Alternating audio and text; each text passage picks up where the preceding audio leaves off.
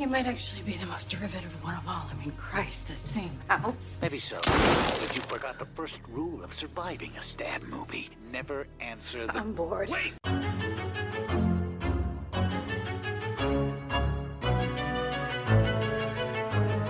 And welcome back to Horror Queers. We're talking malignant mutations, we're talking contemporary dance, and we're talking women scientists.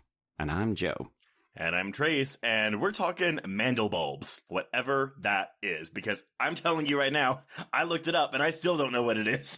Oh boy, that was like a senesis or whatever. Synesthesis? Yeah, I was like, I understand it when she explains it, and yet I don't want to have to pronounce it. And you've already corrected me, so clearly I did it wrong. Oh, I don't know if that's how you pronounce it. It just looks like mandelbulb. I mean, nevertheless, I went to the Wikipedia page for this, and it was like, well, it's a thing that exists, but it doesn't really exist because it can't exist in 3D form. And I was like, and then they give you a bunch of like physics equations, and I was like, nope, I don't know what this means. Everyone, we are discussing Alex Garland's Annihilation, and I hope you brought your study glasses. I mean, here's the thing. At least this movie, well philosophical, has a lot of interesting things to say. Unlike, say, Men, which we talked about on the Patreon and had to come down pretty hard on. Yeah, I mean, it's so interesting. You know, I read the entire book trilogy before this movie came out, and I remember I still liked this when I saw it in theaters, but I was still like, ooh, I need a second viewing. And a lot more of it clicked into place this week, which was my second viewing of this film. Oh, okay. I've seen this movie probably 5 or 6 times. Jesus Christ.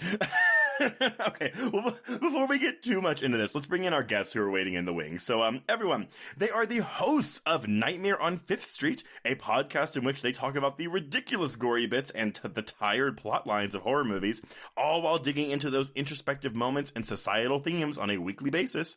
Please welcome Dalia and Alma. Hey everyone! Hello! I'm so excited. I was just like ready to jump in. Like, let's. Oh, I know, right? I was like, ooh. Well, welcome to the show, and thank you for coming on to this film. So I have a question. Was this y'all's first time watching this movie? Okay, so no, it wasn't. And I appreciated watching it again. I made sure I watched it today because I wanted to make sure that I remembered the little bits and pieces. And I'm so glad that I've watched it more than once because, little things start to make more sense the more you watch it. Well, I watched it for the first time. And I was actually really excited when Dalia mentioned it because I haven't seen it. And whenever it's like something new, I'm ready to like kind of jump in and give it my full attention. I was hanging on like every word, and I love the pacing because I think that helped me personally. And Dalia knows I'm not a big like sci-fi fan. She is and not. So everything new sci-fi I've been watching like in the past like 2-3 years. So this one, I had no idea what it was. So yeah. Ooh, okay. This is going to be fascinating then, because I think you'll probably have very different key takeaways, like things that stood out to you, whereas to maybe Dalia and I, it's going to be like, oh yeah, we caught that on the second watch, the third watch or something. Oh, that's cool. Well, and it's interesting, you know, because you're watching this again, I was like, with a movie like this, I'm always like, okay, I'm trying to pinpoint the exact moment in the film when I start to lose track of what's actually happening. And honestly, with this film, it's really just quote unquote, the last like 20-25 minutes.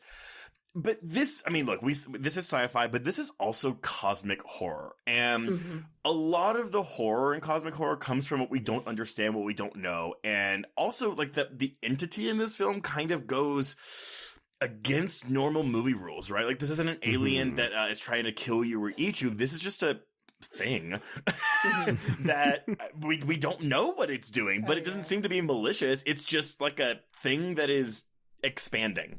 Yeah, not knowing motive right away or even up until the end, that's creepy to me because, like, tell me, do you want to kill me or do you want to educate me? It's either or for me. Yeah. Come on. Well, and that's the thing. I mean, we'll talk about it when we get to the actual like plot part. But you know, when Natalie Portman's facing off against her double, it's like, well, it's trying to kill her. It's like, well, no, it's not. It's trying to learn from her, but it just happens to be killing her in the process. Yep. Yeah.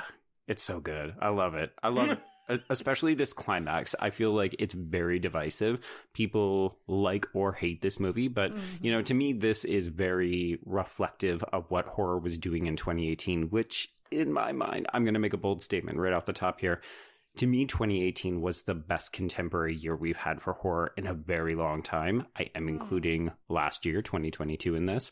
I think 2018 is the benchmark because we got this, we got Hereditary, and then we also got another movie that we might be covering in the near future, Trace. Oh, okay. I don't know what that is, but I'll look at the schedule later. Well, as you said, this is a long movie, so why don't we discuss first how this came to be? So, actually, Joe, have you read these books? I can't remember. I have read all of them, and then I reread Annihilation last year with the Horror Queers Book Club. Okay.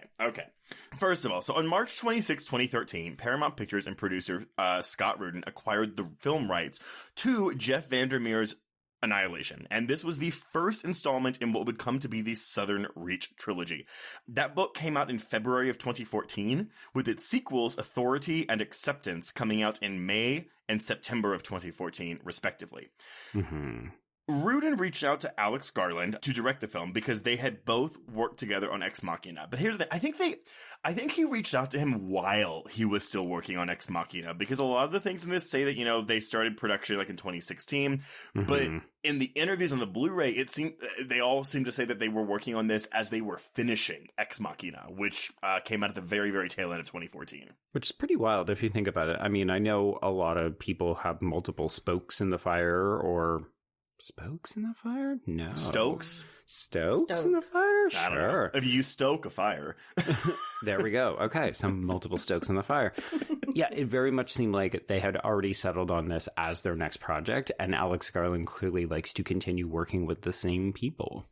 Very much. And you'll find a lot of the same crew, especially with the special effects people on this film that also worked on Ex Machina. And Ex Machina, I don't think is as on the surface effects heavy, but everything to do with Alicia Vikander is basically a special effect. So Garland admits that Annihilation is a difficult film to describe, which makes it a difficult film to finance. But while they expected to have more issues, they pretty much everyone involved agreed the timing was right. Garland's script was terrific, and at the time he became the talk of America because Ex Machina was a sleeper hit that summer of 2015. And at the same time, Natalie Portman was involved in this. So getting her on board from the get-go was really helpful to get this film financed. Yeah. Surprisingly enough, when you have a giant star attached to it, your movie is more likely to get made. Especially Natalie Portman. Yeah, I'm like, I just don't know how I didn't see it. I really I'm really opposed to watching trailers and like getting too much information about movies beforehand. I really enjoy a movie when I go in completely blind, like with no information. And somehow I think that's how it got lost to me. It could have been somebody said it was a sci-fi movie, and because I used to be very prejudiced, I probably just skipped right over it. And then when I saw Natalie Portman, I was like, it's got Natalie Portman in it. Oh my gosh. And then it was like, looking at the cast, I was like, I don't know how I slept with this, because I will watch a movie if it has like all women, you know. I'm like, wow. And so I was just kind of blown away, like every step of the way. Yeah, and I noticed like a lot of the same people in a lot of the productions, the few movies were like, oh man, that person worked on Ex Machina. And I kept looking up everybody. And then I went down that rabbit hole as well, because I'm like, how did I miss this?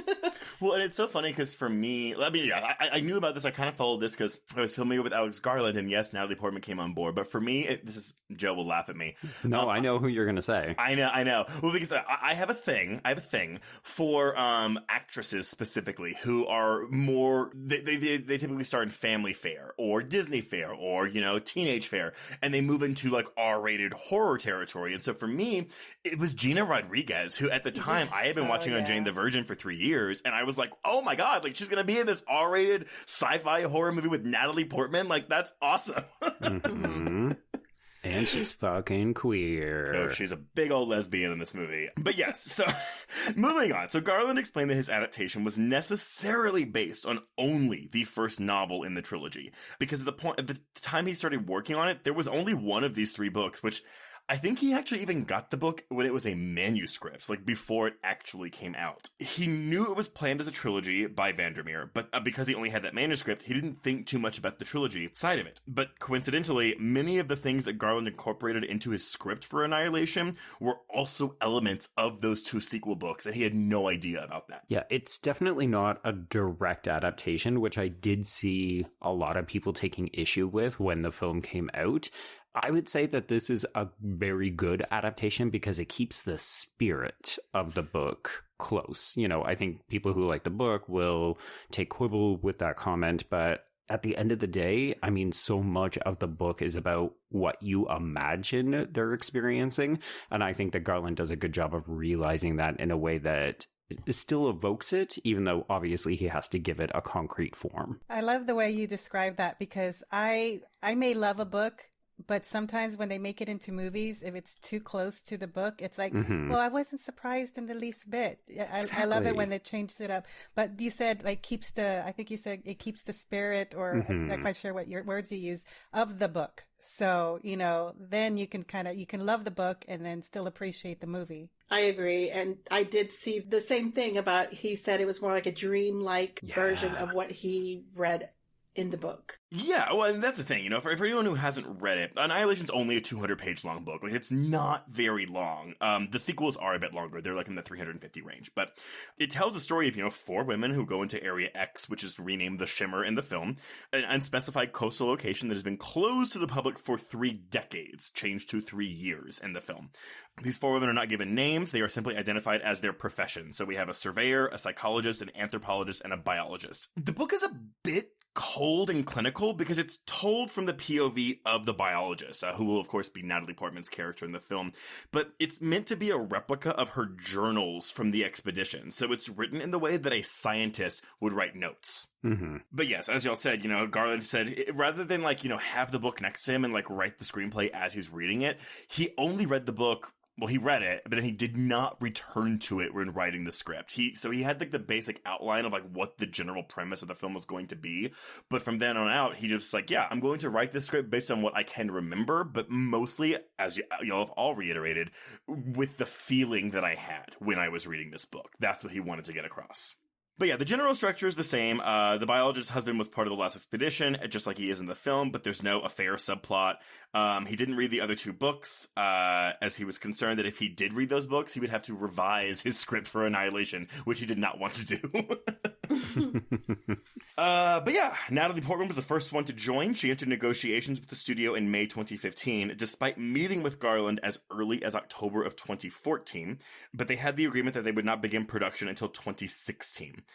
From then on out, they cast Gina Rodriguez next. Then they got Oscar Isaac. Thankfully, they were filming in the UK near Pinewood Studios, which was where they were filming Star Wars: The Last Jedi. So he was able to film both films at the same time. One tiny bit of political stuff.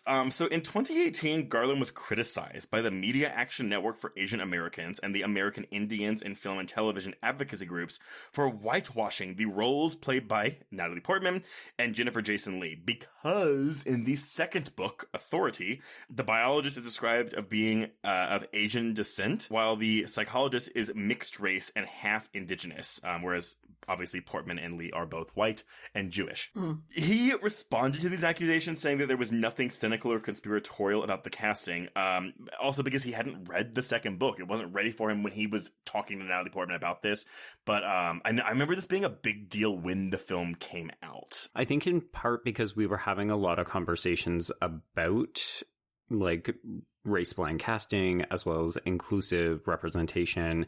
You know, I remember this maybe being around the same time that Emma Stone was getting criticized for playing an Asian character in that Hawaiian set movie. Well, that was just bad. Aloha. Give me a break. Aloha was 2015, by the way. Oh, no. Okay, so it was like still kind of on people's radars where we've had a history of doing this. It's not a new thing. Whenever we can cast white people in diverse roles, oh, sure, yeah, we are always going to do that. So I can see it being an issue, but yeah, you know, if you take Garland at his word that he hadn't read that, and also from what I remember, don't quote me on this, Yeah. but I remember the racial descriptions in the second book or the third book, they're very slight. So it would almost be easy to miss. I can definitely see it when it's there and you identify as a member of that group. You're like, cool, I want to see that on screen. But I think it also is one of those things where it's a casual mention. It could be easy to miss. It doesn't seem to really significantly play into the narrative of the film. I think you're right. I believe it's literally like a single line in the book for each character, but also like their race doesn't play an important part like to anything outside of those two lines. I mean, also not to be like, but it's fine, but it's fine because we do have a Latina woman in here, and we also have a Black woman in this cast. Yes, I think it's very unfortunate that, I think his explanation makes sense, especially reading exactly what you were just talking about, in that he read the book once and then he wrote it and then didn't want to go back and reread it or look at the other books because he was trying to keep it in a certain, like a tone, don't have anything else to influence or change what he already thought was his dream idea of the film. Right. And so it could have just been missed. And I get that explanation, but in our atmosphere, you have to address it. And I wonder why nobody brought it up before. It was, in writing it, in casting. See, I'm wondering though, because it's a white man writing these books, if he didn't even think it was pertinent information to disclose. Yeah, that does. Well, here's the thing. The thing too is it was overlooked, I bet, by a lot of people because it's Natalie Portman and Jennifer Jason Leigh. Yeah. I mean, I love the both of them. However, I can see if I'm reading a book and I see that someone is someone that I identify with as a brown person, I love to see that. If I see in the book, even the slightest description, it's like, I want to see that when I see the movie. Yeah. So I totally get both sides. If I identified as someone who Natalie Portman's character was, I would be pissed, even if it was that one-liner. But I'm on the outside and I'm looking in and I'm just like, it's hard because I love these two actresses. They're so great. So it's like, do we overlook it or do we at least address it and go from there? Well, as a white man, Oh, God. I would find this to be more egregious if those lines of dialogue were in Annihilation, but they're not. Right. I mean, I also look at it at, now I'm going to stick my own foot in my mouth. I compare it to something like what happened with Katniss Everdeen and the casting of Jennifer Lawrence in The Hunger Games, where like it's explicitly mentioned that she is darker skinned, and it does play a role in the first book throughout the series. And then they were like, yeah, but we got this rising starlet and we really want to cast her. Oh, Lord. Well, yeah, so that is all of that. Before we get to the actual release of the film, and I remember when this happened too. So, the end of 2017, there was a test screening that we can say was poorly received. David Ellison, a financier and producer at Skydance, one of the production companies behind Annihilation, became concerned that the film was quote-unquote too intellectual and too complicated, and demanded changes be made to make it appeal to a wider audience. This would include making Natalie Portman's character more sympathetic, which I would assume would mean that she doesn't cheat on her husband. I don't know what that would have entailed, but I don't know. They also wanted to change the ending, which I'm also kind of like, well, your movie's coming out in 2 months. What are you going to do? Can we get the ladies in bikinis? Can we have them make out with each other? How do we sell this movie? Well, it's like you had the script. Like you knew what you were financing when you got it. Unless they didn't read the script and they were just like, oh, Natalie Portman likes it, so we're good. That sounds about right.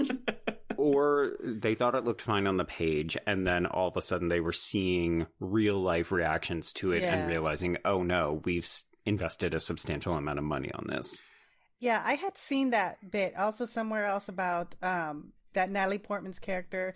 I thought I saw that they did change or edit some of her character, or at least, when they edit what was already done, to make her more sympathetic. Because I will admit this, the first time I watched it, there was something about her character I just did not like. I was, though, when I watched it today, there was still some parts that I was kind of like, and it wasn't the affair. There was just some things I think that maybe Natalie Portman thought this is the way the character should be, and that's the way she played her, and therefore, for some reason, it just translated as, unlikable.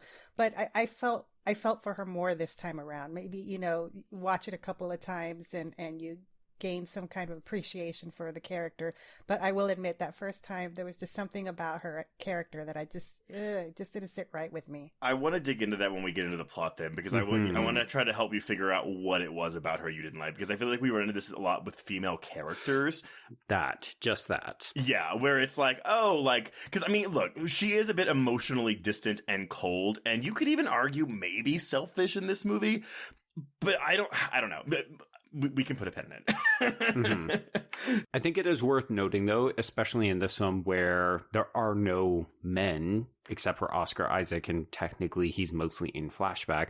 Like, I think it's an interesting response for a studio to have, where it's like, okay, well, we need to make, shit, they're all women, crap. I guess we need our lead to be more likable, because if nobody else, they need to go on this journey with her. Yeah. I mean, I think all these characters, save for Tessa Thompson, have very unlikable moments in this film. Yeah, but I liked it. I liked those things that were complained about.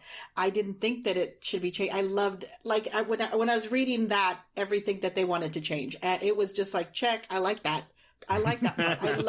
I love flawed because characters. They're complicated. They're women characters who are complicated and flawed. And yeah, like you said, Trace, we really don't like it when we do that to women, because we need women to be either virginal or we need them to be whores. Soft, soft or gentle, and and it's just like I don't need that. I loved her strength in her character. I loved that she was standoffish. It just that she was alone. Her husband's not there all the time. That's what I would expect to be like. They're also all losing their minds. That is also true. That as well. So on December 7th of 2017, it was announced that due to clashes between producer Scott Rudin and financier David Ellison was happening. Okay, so they wanted to make all these changes. Producer Scott Rudin sided with Garland, who did not want to alter the film. And Rudin actually, this is interesting, the producer, Scott Rudin, had final cut privilege. Oh, weird. Okay. He defended the film, and he refused to take notes from Ellison. Sorry, we've already got your money. Now we're just going to release the film the way we want it. Well, but here's the problem, though. So because of that, it was announced that due to the clashes between Rudin and Ellison and the shift in Paramount's leadership, a deal was struck allowing Netflix to distribute the film internationally. And so according to this deal, Paramount would handle the American, Canadian, and Chinese theatrical release, which all happened in February of 2018. And Netflix would begin streaming the film in all other territories 17 days later. Right. I do remember this because the movie looks like a box office failure. Yeah. Oh, yeah. This technically is considered a flop. Which, of course, it backs up David Ellison's claims. Is, hey, people are going to go see this movie again. Yeah, because they could watch it at home, fucker. Yeah. So the film was released theatrically in the United States and Canada and China on February 23rd, 2018 by Paramount Pictures, and digitally in other markets on March 12th by Netflix. It opened in the number 4 slot with $11 million. First place, we've got Black Panther in its second week of release. Second place went to the other weekend's new release, Game Night, which is also an R-rated film, so I think that's also really important. You're taking away some of the adult audience there. And third place was Peter Rabbit in its third week of release. What? I mean, I feel like Peter Rabbit was a secret sleeper hit. It was. So. We got a sequel like 2 years ago. Mm-hmm. But Annihilation goes on to gross $32.7 million domestically and $10.3 million in China, since that's the only place it opened internationally. And that is a worldwide total of $43.1 million against a budget of $40 million. Yeah.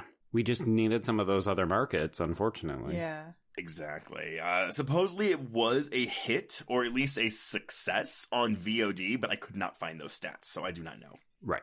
It did do well critically. Rotten Tomatoes, we got an 88% with an average score of 7.7 out of 10, a 79 out of 100 on Metacritic, and Letterboxd users have given it a 7.2 out of 10, whereas audiences polled by CinemaScore gave it an average rating of a C, which would, lead to disastrous word of mouth and make people not want to go see it the weeks following. This is not an easy film. That's the sad reality. And a lot of the time people want popcorn. Well, they want answers, too, which this film doesn't... Well, This film does give answers. They're just not easy answers. Yeah, it's ironic that you say that because I watched this with my husband because I basically said, this is one of my favorite films that's come out in the last 5 or 6 years. I would like you to watch it with me because you like sci-fi. I think you'll enjoy it. And he sits down with me. The movie opens and he just turns to me and says, am I going to get answers? And I said, of a kind. I mean, they literally explain the whole fractal thing. It's just, do you understand it? It's, do you understand it, and do you find the film's conclusion satisfying? I don't think I always need to understand it, but I can appreciate it on the same level. I don't need to have the answers to everything and still appreciate what is going on in it. Every bit of it, I felt like I was in it in the moment, and I think it was slow enough that if you don't understand, then it was okay. It was okay because it seemed beautiful at points and unsettling, and that was okay because it didn't need to be answered, in my opinion. I just don't think I needed to have answers for everything. I think it's an easier pill for me to swallow in something like cosmic horror, because in cosmic horror, the characters also don't understand what's happening. And of course, in this film, we have scientists who are trying to figure it out. But by the end of this film, even they aren't 100% sure what's happening. They are questioning the what's happening in this film. So as long as I'm on the same level as the characters by the time the credits roll, I'm normally okay with it. Yeah, I mean, I'm just personally a fan of this kind of stuff. You know, as I was watching this, I was thinking back to some of the conversations we had about Prometheus, Trace, where, you know, sometimes it's a little bit messy, it's a little bit unwieldy, and yet the things that it's exploring, the questions it's asking, the journey these characters are going on, to me, very similar to what you just said, Alma. It's like, am I in it? Am I appreciating it? Am I liking the beauty of it? And the answer for this movie, for me, is yes. Mm-hmm. Okay, so I will confess, I forgot that there was this weird kind of bracketing device or framing device where we have Lena, the Natalie Portman character, and she's being questioned by Lomax, who is played by Benedict Wong. I don't love this. I don't think it plays particularly well on rewatches. Yeah, this is fine. The funny thing is that this is actually a big part of the second book, because they get the biologist double and they're interrogating her for most of that second book, and Garland didn't know about that.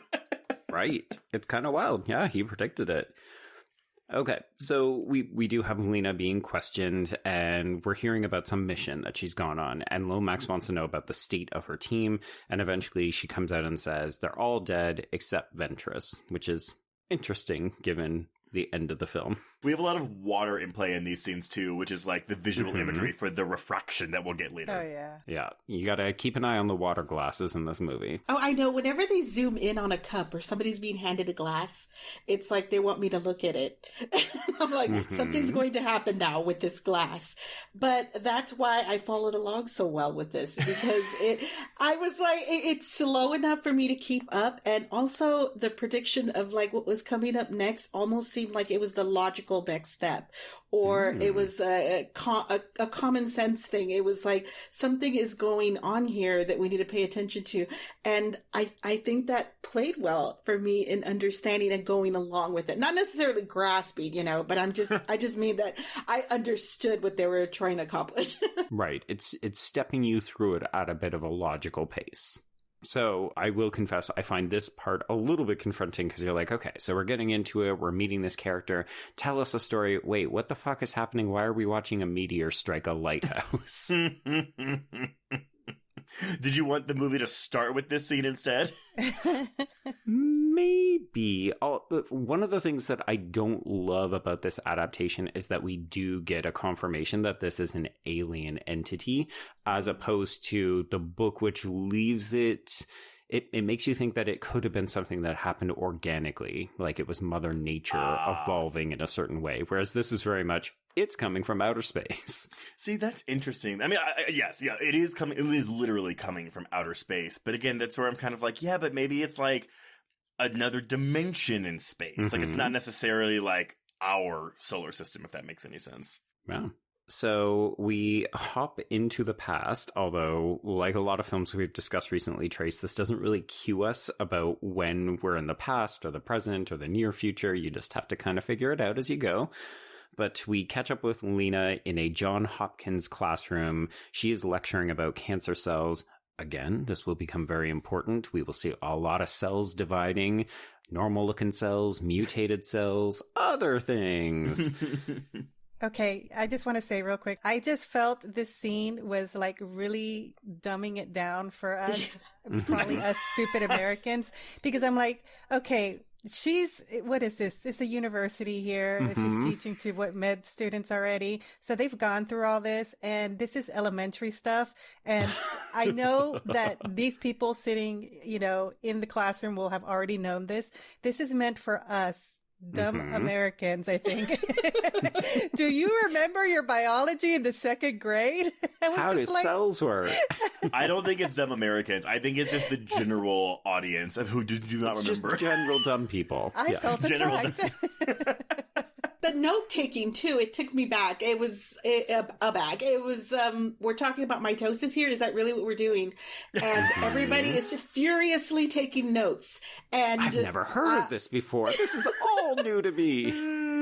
I'm like, is she reading from a book she wrote? Is she so famous and they're just hanging on every word but everybody was writing notes. And it was like, that just was a little, dumbing it down, I would say. Well, this dumb audience member who has not used the word mitosis since freshman high school biology, I appreciated the crash course. The good thing is this will really be the only time we kind of get it. Like, we'll get other scientific explanations. I'm really happy that nobody ever says something like, don't speak science to me, speak English, or some dumb shit like that, which we often get. I just mentioned that from Event Horizon. It was like, can you speak to me like in English, please? You're all in space. You're all highly intelligent scientists and pilots, and you're asking him to speak to you like, like if you don't understand or have a grasp or anything of what you're doing out in outer space. Come on. It's one of my least favorite script things. I really don't like it. It does feel like we've maybe moved away from it, but yeah, if you watch a movie in the 90s that has anything to do with space or science, you're gonna get, don't talk jargon to me, talk English to me. Yeah.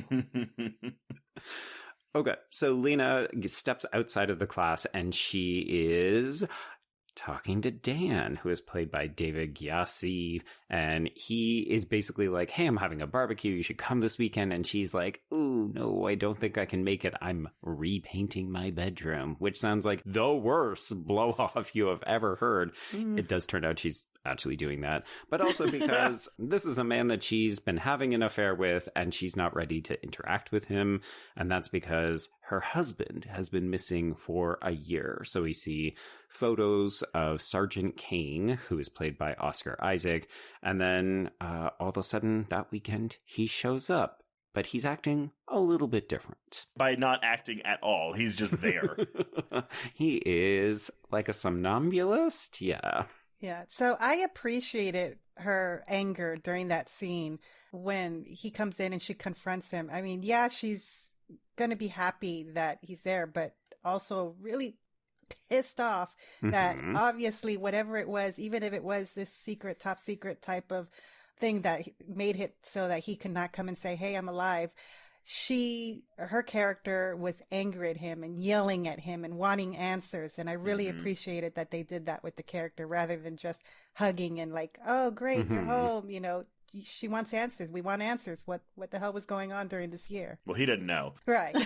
Everything's I don't know. I just can't imagine how difficult it would be in her position, right? Where she's so excited. She does hug him and he's giving her nothing. He's like a complete stranger to her. And I love that we move from the bedroom, where we're going to see intimate acts later on in the film, to the kitchen, which is very much, okay, I'm sitting a distance away from you. I want answers now. I will say one thing I do love, though, is that, because I'm walking into a movie, I know it's a sci-fi movie, I know we're going to be in like the grasslands or jungle or whatever the fuck for most of it. How normal or like how modern all the settings are in the first act of this film. Like I'm not walking into a sci-fi movie expecting, oh, that just looks like a house. Yeah, so one other very normal average thing that we see is he drinks a glass of water. Except that when he puts the glass down, suddenly it has blood in it. He's seizing. We're in an ambulance. And we're being surrounded by black SUVs. Now, was I the only one that was scared at this moment? Because as she's asking the questions over and over, not getting the answers, it was more than just unsettling to me. I knew that there was something wrong, and the more questions he asked, the more she got an I don't know and a no answer. It was frightening to me. And I felt that it showed a lot about her compartmentalizing, that you could tell that she's done that for a long time. He leaves, she doesn't have answers, she doesn't know where he's going. And so therefore she is more, standoffish about giving away any of her emotions. She's more protective of herself. But that it was frightening to me, because you could tell that he probably wasn't like that. I could guess that he was probably the more open one in the relationship. I don't know. I'm probably inferring too much, but just the way that he was scary. It was scary not to have answers. And she was standing there like she's almost doing an interrogation and getting nothing. And I'm like, you're a scientist, you're a doctor, why aren't you freaking out? Like I would have been. Well, Dalia, I have a question for you. Has Natalie Portman's character done anything that you found unlikable yet? No, not yet. So far, I think she's behaving the way her character should. No, but I was just thinking about that right now, because I'm like, I'm thinking back. It's like, what is it? What is it about it that, but I guess the further we get along in the movie, I'll figure it out. But just want to say real quick, the way the husband was responding, and, it kind of reminded me a little bit of the husband in The Others, when he comes back. So, yeah. Sometimes I bleed. That line when he says that, I'm like, that's not a normal thing. What? Yeah, I get more freaked out. I'm obviously the one who feels the scariness in every situation a lot more. That's an interesting response, though, Alma, because I'm thinking back to how I don't really love the interrogation scenes between Natalie Portman's character and Lomax, and yet what you just said, he's not giving anything, he's acting very, not standoffish, but he's just not reciprocating, he's not acting like a regular person. In hindsight, that's how she's acting with Lomax, and that should have been a hint that she has been changed in the same way that her husband has been changed. Yeah, I saw a lot of that mirroring in certain parts of the film that we'll probably mention later. You'll notice as well, or you noticed, not of mirroring, refracting. But yeah, in that first situation, she's getting interrogated, and then she shows him. Yeah, that's. Yeah, probably just because I swear, because I thought this movie was so beyond me, and I had my husband sitting next to me. He'd seen it before, and I had him to ask him a question. He doesn't care because I can just ask 100 questions. Like, are you scared? Am I supposed to be scared? And I'm like, she's asking him so many questions. Is he going to answer any? Yeah, I'm really annoying like that with people who've seen the movie before. But I was glad that I had him, because at certain points it was so helpful, because I thought I was missing something, but then it turns out, no, I'm not missing anything. I'm not getting an answer. Yeah. Right. Yeah, the movie unfurls slowly, but we're definitely not getting any answers in these early scenes. Mm-mm. All right, so after the vehicles surround the ambulance, Lena is sedated, and then she wakes up after we get a title card that says Area X. We are introduced to psychologist Dr. Ventress, no first name, played by Jennifer Jason Leigh. I gotta say, between this and Possessor, I love this kind of like Dom Butch bitch Jennifer Jason Leigh. Yes, I loved it. I was like, oh my God. She's super sexy, right? Mm-hmm. Well, because she is the most unlikable, because, I mean, she's not a villain per se, but she is so, like, she doesn't care about anyone else except just finding this goddamn lighthouse. Well, as we've said, you can be an antagonist and it doesn't make you bad. Right, it just means that you're in competition or you're opposing the protagonist, who in this case is Lena. Right. But of course, we learn eventually, she's sick, and she's. But I actually love her motivation for wanting to go in the first place. I mean, obviously, yes, we know she has terminal cancer, but even just her, like, I've spent 3 years watching people go in and not come out. I've spent 3 years watching drones go in and not come out. Like, at some point, you just get tired of watching. Absolutely. You want to know, she's so close, right? Literally, she's so close. She's so close. She's what is it again? A psychologist? Psychologist, yeah. Mm-hmm. When I read about the descriptions of the people, they're all different kinds of scientists. And there was something in particular about her character because I anticipated her discussing why she chose everybody and why they were there, like in particular, and how they came about being chosen. But it was another character who was the one who said the reasons behind each person, and it kind of made sense as to why each one of them was there. Like, she was the one with cancer. She doesn't have friends. She's lonely in the world. This is what she does. She's watched all these people. But every explanation made a lot of sense as to why they were there, their purpose, and why they would go in there after knowing that so many people had disappeared. But it was another scientist, Shepard, right, who gave those explanations. And I just wondered why. I think that's actually key, though, because if we have Ventress doing it to Lena, to be like, oh yeah, we get their fucking like little ID card up as Ventress explaining why they got picked for it. I think the reason we don't have that is because the way we have it is in a camaraderie like conversation between them as they're all meeting. Well, as Lena is meeting them, like I feel like it primes us as an audience to relate to them more. Whereas if it was Ventress saying all this, it's more like, okay, like I guess I'll meet these people later. I would agree with that. I think it also keeps us removed from Ventress, who is kind of the character that we get to know the least about, and she does feel standoffish. Mm-hmm. Okay, so we learned that Lena does have 7 years of military training, and we learn that Kane is alive in this facility. So not only are we seeing the shimmer for the first time, and my husband described it as looking like when you blow like a bubble when you're a child, when you get those little things and you dip them in the bottle and then you blow it. Yeah, I put soap bubbles in my notes. There we go. Well, thank you for not helping me until the second time around. I was really hoping you would figure it out for yourself, but then I jumped in to rescue. I do love the visual representation of this. This is definitely one of those pieces that Jeff Vandermeer kind of leaves to your imagination. Like, he describes it, but I think people would interpret it very differently. And this feels like a very great visual representation. Yeah, I would agree with that. Okay, so yeah, we learned that this thing appeared 3 years ago, that it is expanding, and that everything that goes into it does not come back. So this is a unique phenomenon. And then we get this flashback. So the first of several flashbacks where Kane and Lena are talking. It's often... we will come to realize that it is before Kane ships out on the mission where he went into the Shimmer. But it's important that they're talking here about God and God making mistakes and whether or not that doesn't happen. And this is where she mentions the idea of cells. So there's a certain kind, senescent, that they stop multiplying, but they don't die like others. And that's because aging is actually a fault in our cells. So senescent cells are more like...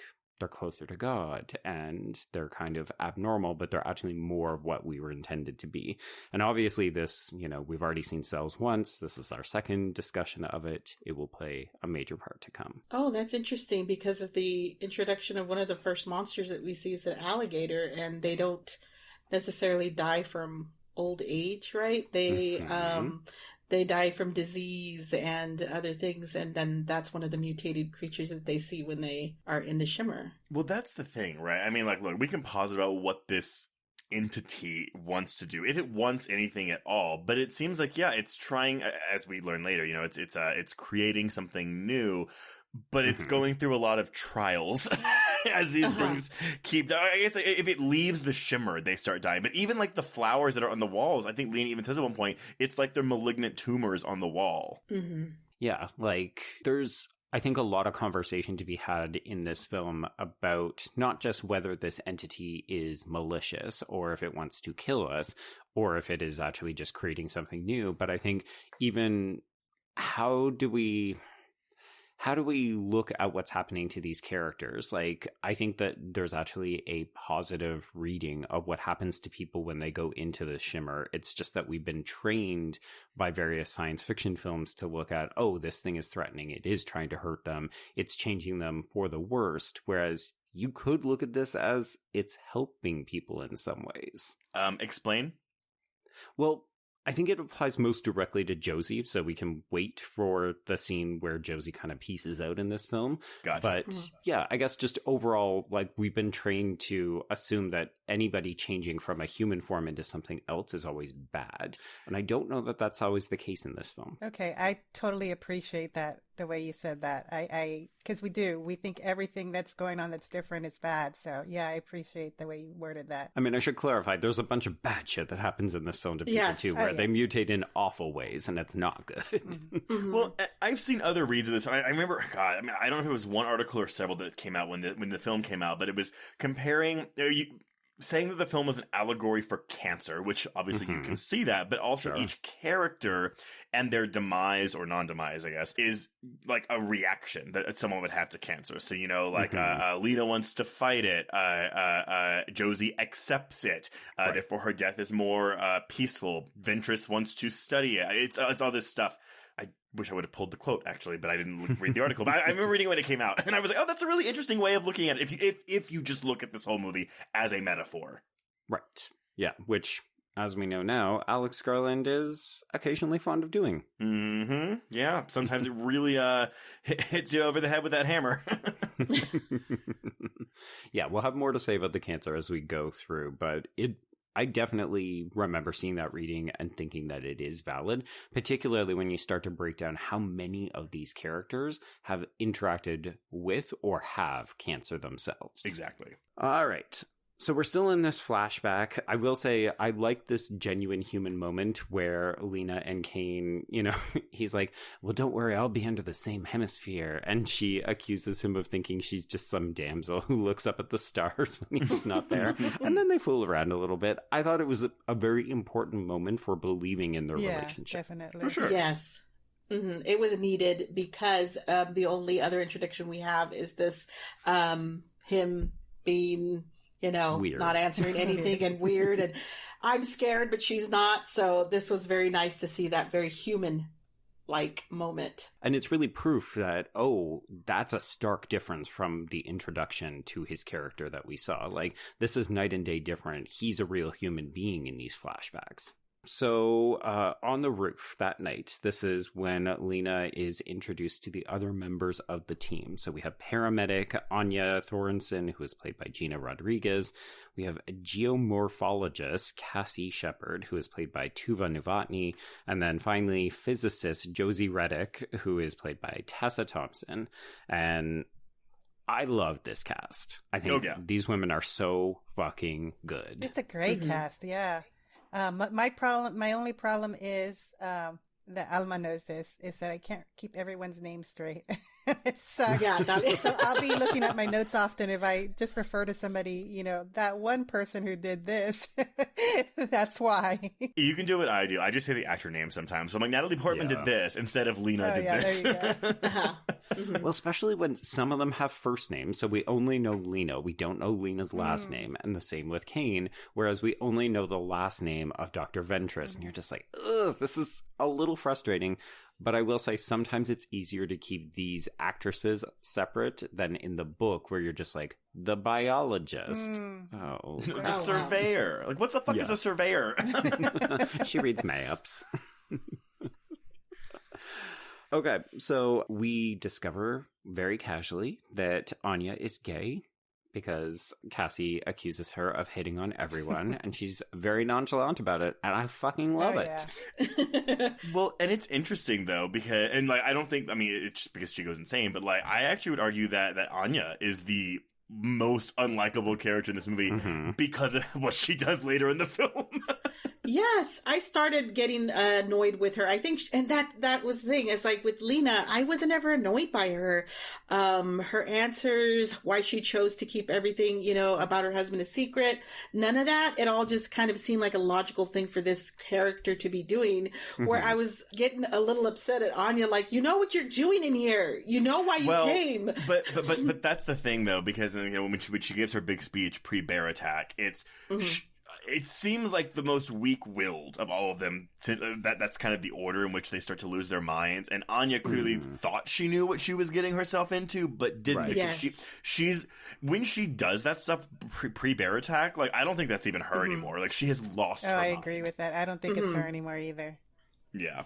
Yeah. I mean, I can definitely see why people would look at her and say, ugh, she's kind of the least likable. She is the one who loses her mind, especially on the grand scale. Like, you could argue, I think, Trace, you've already said they're all kind of losing their mind throughout the course of the film. Right. I appreciate her more on rewatches, where I think, you know what, she's the only one who's actually being legitimate and open about her emotional state. And to me, maybe that's being generous with a queer character and also an actress that I do like.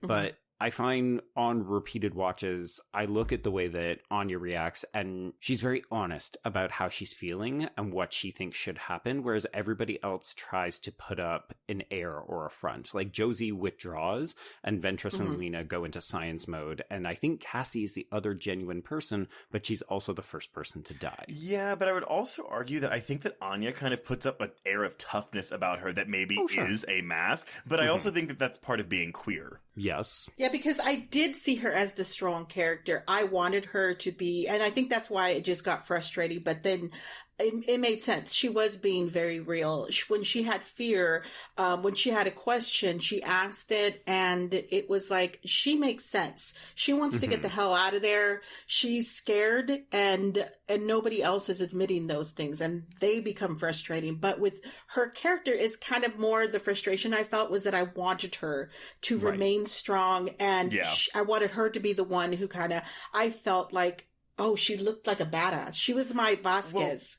She was I wanted her to go out like, oh, she's going to be amazing. That's what I anticipated. So it was just like a little bit like, oh, kind of a letdown, I guess, maybe to myself that she wasn't there the whole time. But that's the thing, though, where I'm saying, though, I mean, like again, she puts on this mask of toughness, but she's, I mean, quote unquote, just a paramedic. I mean, she's probably been a paramedic in the army, but it isn't until Cass's death that she really starts to exhibit these symptoms of insanity. Yeah. I mean, I take your point, Alma. I think it's also, it's nice to see a woman of color who is a badass, and there's something slightly disappointing when she doesn't, quote unquote, live up to our expectations. I liked your comparison to Vasquez because I do think that that's very apt, but it is better because, you know, Gina Rodriguez actually is brown. actually a woman of color. It's actually brown.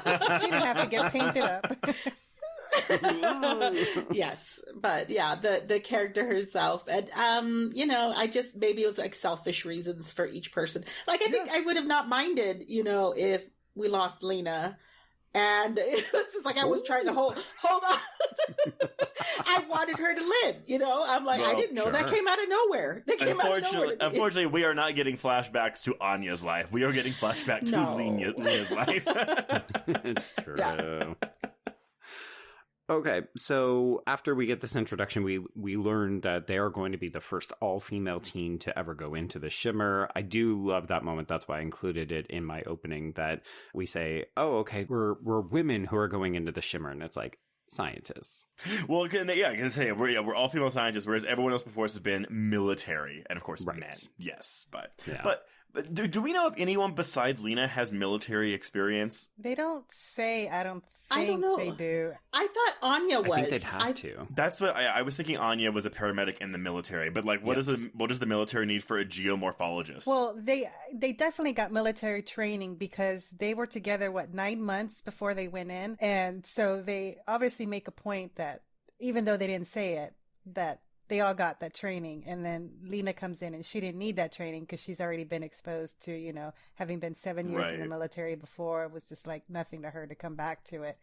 But even if they weren't, they all got that training, you can tell. And they made it looks like they did a good job as the actors to make sure that they carried themselves as though they had that training. Mm-hmm. I assume that there was some sort of offshoot of some kind of military just by the uniformity, the heavy bags, the rucksacks, you know, that very heavy, and the guns. They didn't ask for anything.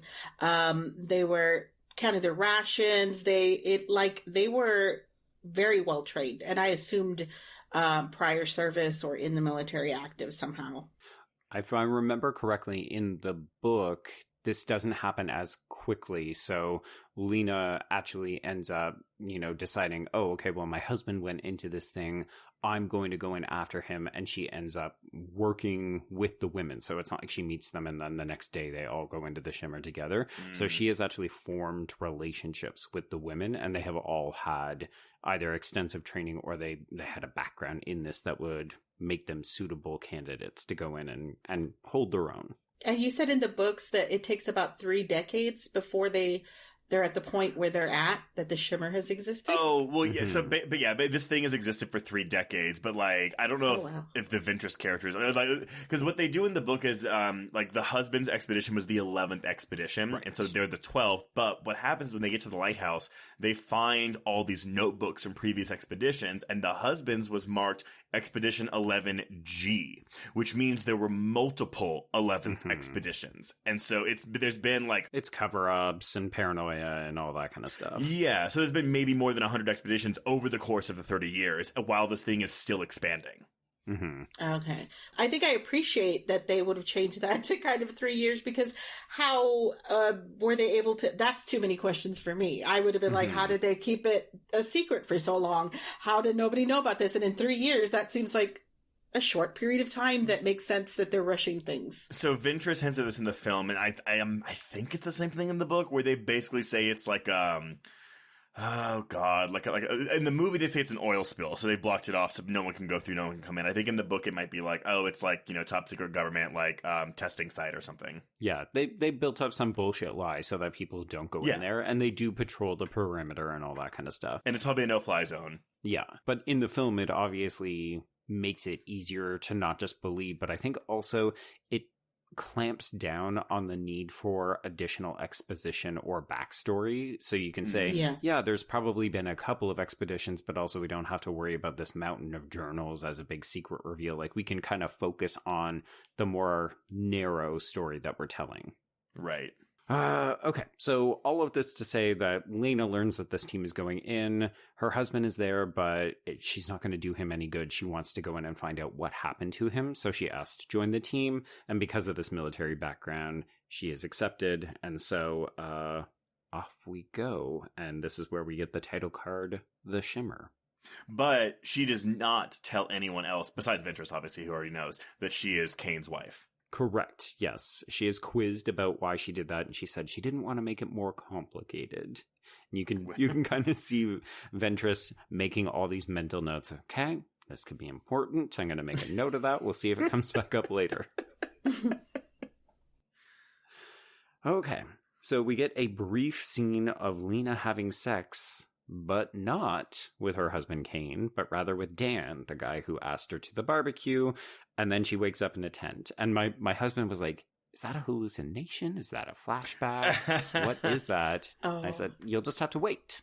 I knew it. They did such a great job in that brief, just like, I don't know, like 1 minute conversation. He puts his hand and embraces her arm in a way it's intimate, that I right? said, yes, it's very intimate. I said, oh, they're having an affair. My husband was like, how did you know that? And I was like, so when that happened, I was like, I knew it.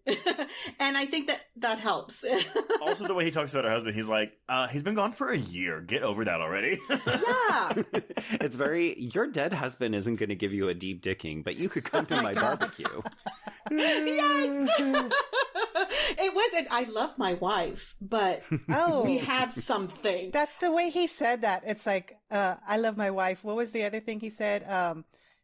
There's no fault in her or something like that. I don't blame her. Whatever his words were, it kind of pissed me off. It's like, yeah, it's not her fault, dude. You're the one over here fucking someone who's not your wife. I mean, give me a break. Yeah. But yeah, it was good though, because he had a connection with her. He's telling her we have so much in common, and she's like, get out. Because she has a connection with her husband. She only has one thing in common with him. Yeah, she was just like, right this is just a fling, dude. Yeah, dude. See, I find Dan the most unlikable character in this movie. Oh my god, y'all. I don't even know. Dan's not a character. He has a name, Trace. It's more than some other people get. That's true. Okay, so this is a brief glimpse. Yes, we will come back to this scene. We'll see it sort of repeated and expanded upon later. As you said, we'll hear more about Dan then. But for now, Lena is waking up and she's clearly disoriented. She wakes up in a tent and the others are there, but they all acknowledge, yeah, none of us remember what happened when we crossed the border into the Shimmer, but judging by the rations, we've been here for 3 to 4 days. And that's when I get scared. Yes. Yes. That's scary. We've been eating.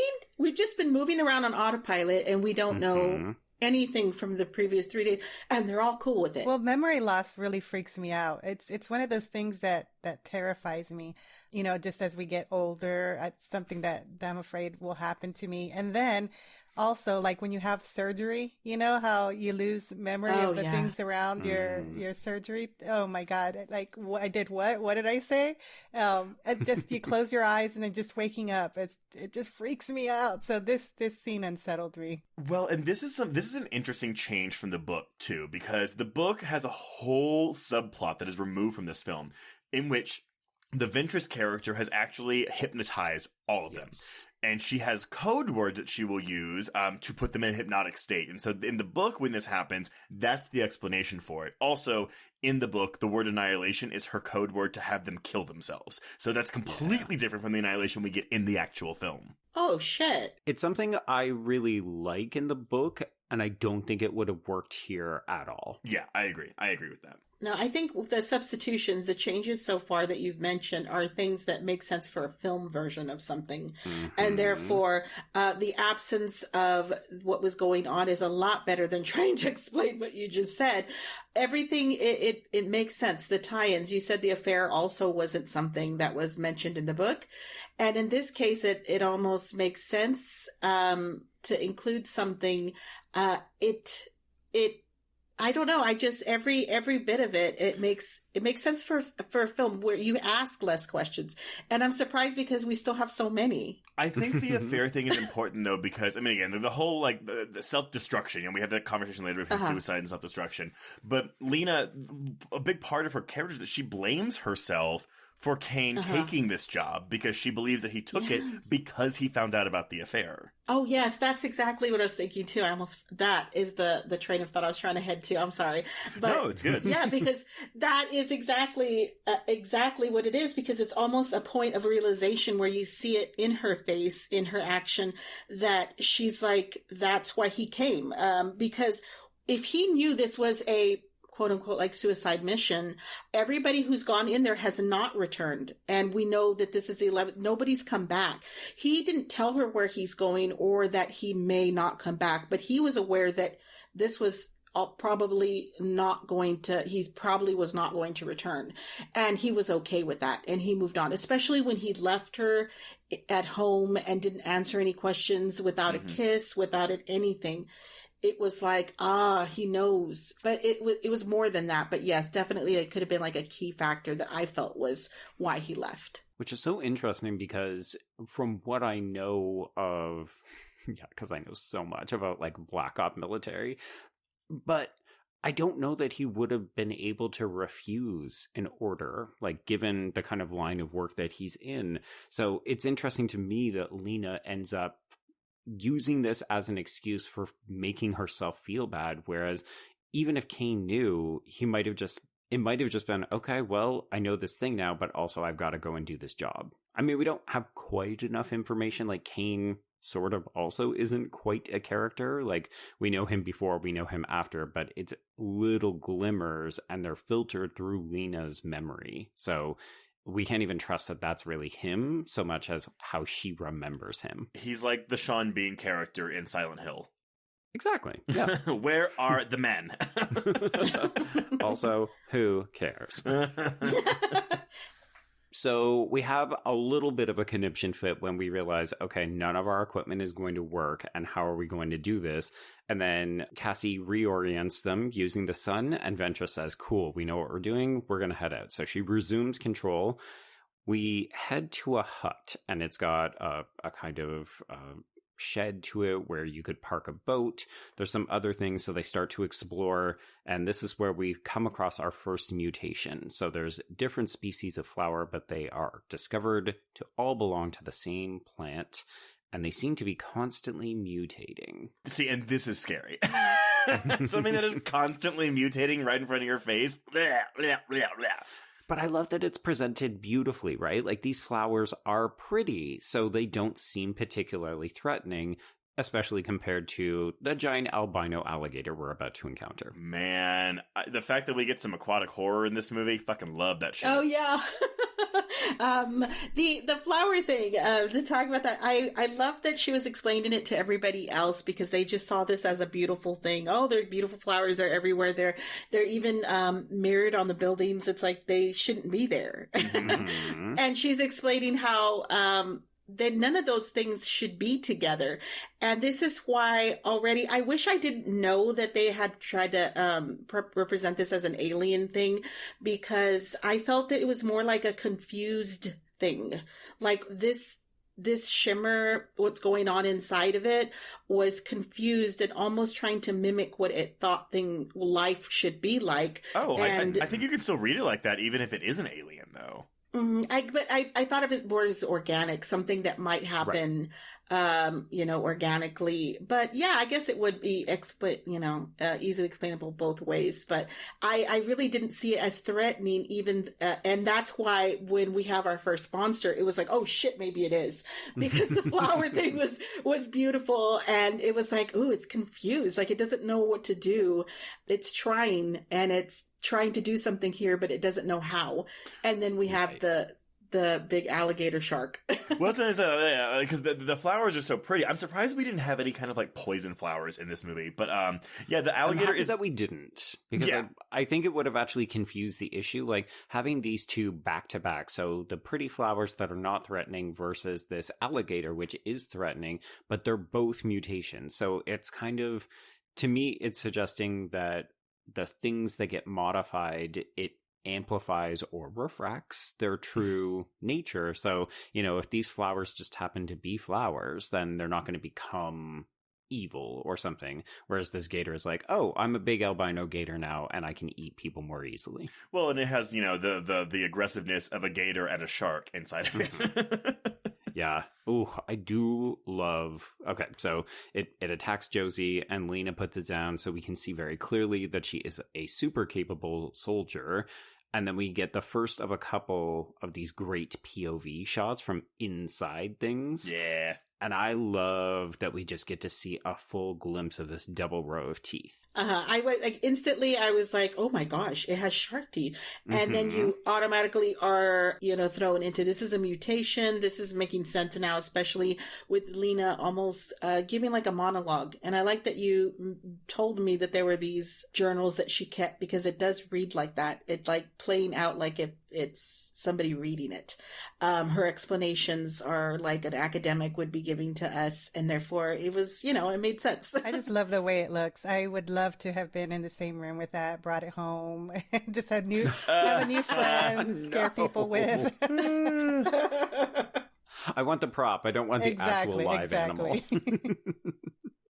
So we do jump back to the interrogation with Lomax at this point, and she notes that the mutations get more severe as they went, but that they likely weren't hallucinations because the women are sharing them, so they're not individual. And I'm like, okay, that's kind of cool, but also, is this information we actually need? Because the movie will tell us this as we go. I did like, though, that she mentioned it, though, because the further you get in, the mutations are actually, they're more intense or whatever, right? Mm-hmm. But on the outside of it, like, it's because, it's growing. So those mutations near the border are not going to be as intense. So I appreciate that, because sometimes I would forget, like, how far they're in, the whole thing at the lighthouse. I appreciate those little moments to be reminded. That's just me, though. Well, but so even like, because in this next scene we're about to get on the boats, like Lena notices a bruise on her arm. And I actually was a little disappointed that doesn't really come to anything, because I was expecting that to be another mutation. Me too. It was like, and she was totally fine with it. Oh, it's just a bruise. I would have been But I thought it was part of her character that she was playing it down and then something would happen with it. But I think that's the spot, isn't it, that she ends up with the tattoo? Oh, yes, you are correct. That might be it then. Yeah, okay. I think that's it. Yeah, I think you're right. Totally missed that, I'll confess. Yeah. So Trace, yes, you just guide us to the next piece. So it's a quieter moment. They're traversing this kind of lake in separate canoes. So Cassie, I found this another interrogation of sorts where Cassie is doing it in a very low key kind of way. You know, hey, Lena, tell me everything I need to know about you. Tell me about your husband. Hey, I'll tell you about the other team members. So we learned that Anya is a former addict. Josie was a cutter. Ventress has no human connection, seemingly, and then Cassie lost a daughter to leukemia. So they're all broken in some shape, way, or form. Yeah.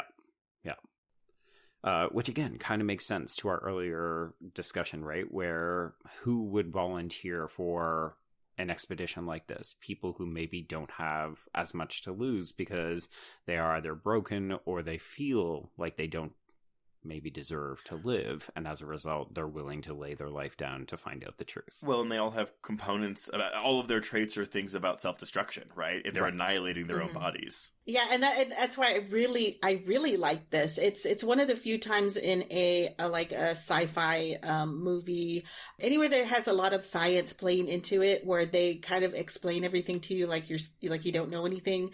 In this case, it made perfect sense at the time, and getting the information that she did was like, we needed to know why they were there.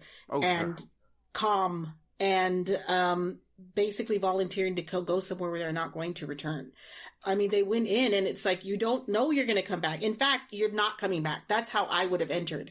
I would have entered the Shimmer knowing I'm not going to come back. Nobody's come back. What would make them think that they are going to return? And each one of them is a very flawed, but they're also very strong and independent people. Those things that she brought up aren't something that doesn't make them capable. It makes them more probably brave and just more into the cause, what they're trying to accomplish. They're in it 100%. Yeah. So we make our way through the open gates to Fort Amaya Army Base. And yeah, this is where we get to see more mutations on the side of the wall. So these aren't flowery. These actually look a lot more like cancer. And again, kudos to the production design, because I think all of these mutations are really striking, particularly when they have a practical effect to them, as opposed to like the dual albino deer things later on, where they're very just clearly CGI. Yeah. Good. I did note, by the way, that Lena refers to all these women as guys. Oh, does she? Yeah. She's like, guys, come here, look at this. And I was like, okay. Fucking gendered language, come on. Said earlier, we're scientists, not women. Hey, scientists, come look at this. There we go. Ladies. Oh, boy. So the base is abandoned, but Lena quickly finds proof that Kane's team stopped there. She finds a guard rotation. She suggests they do the same. And then Ventress finds a memory card, and we play this video, and this is very confronting. You anticipate something bad is going to be on the tape, but you don't expect to see Kane cutting a guy's stomach open and seeing intestinal eels inside. Honestly, ooh, I love it. It's not even the eels for me. It's when he's peeling back the stomach skin. That peels.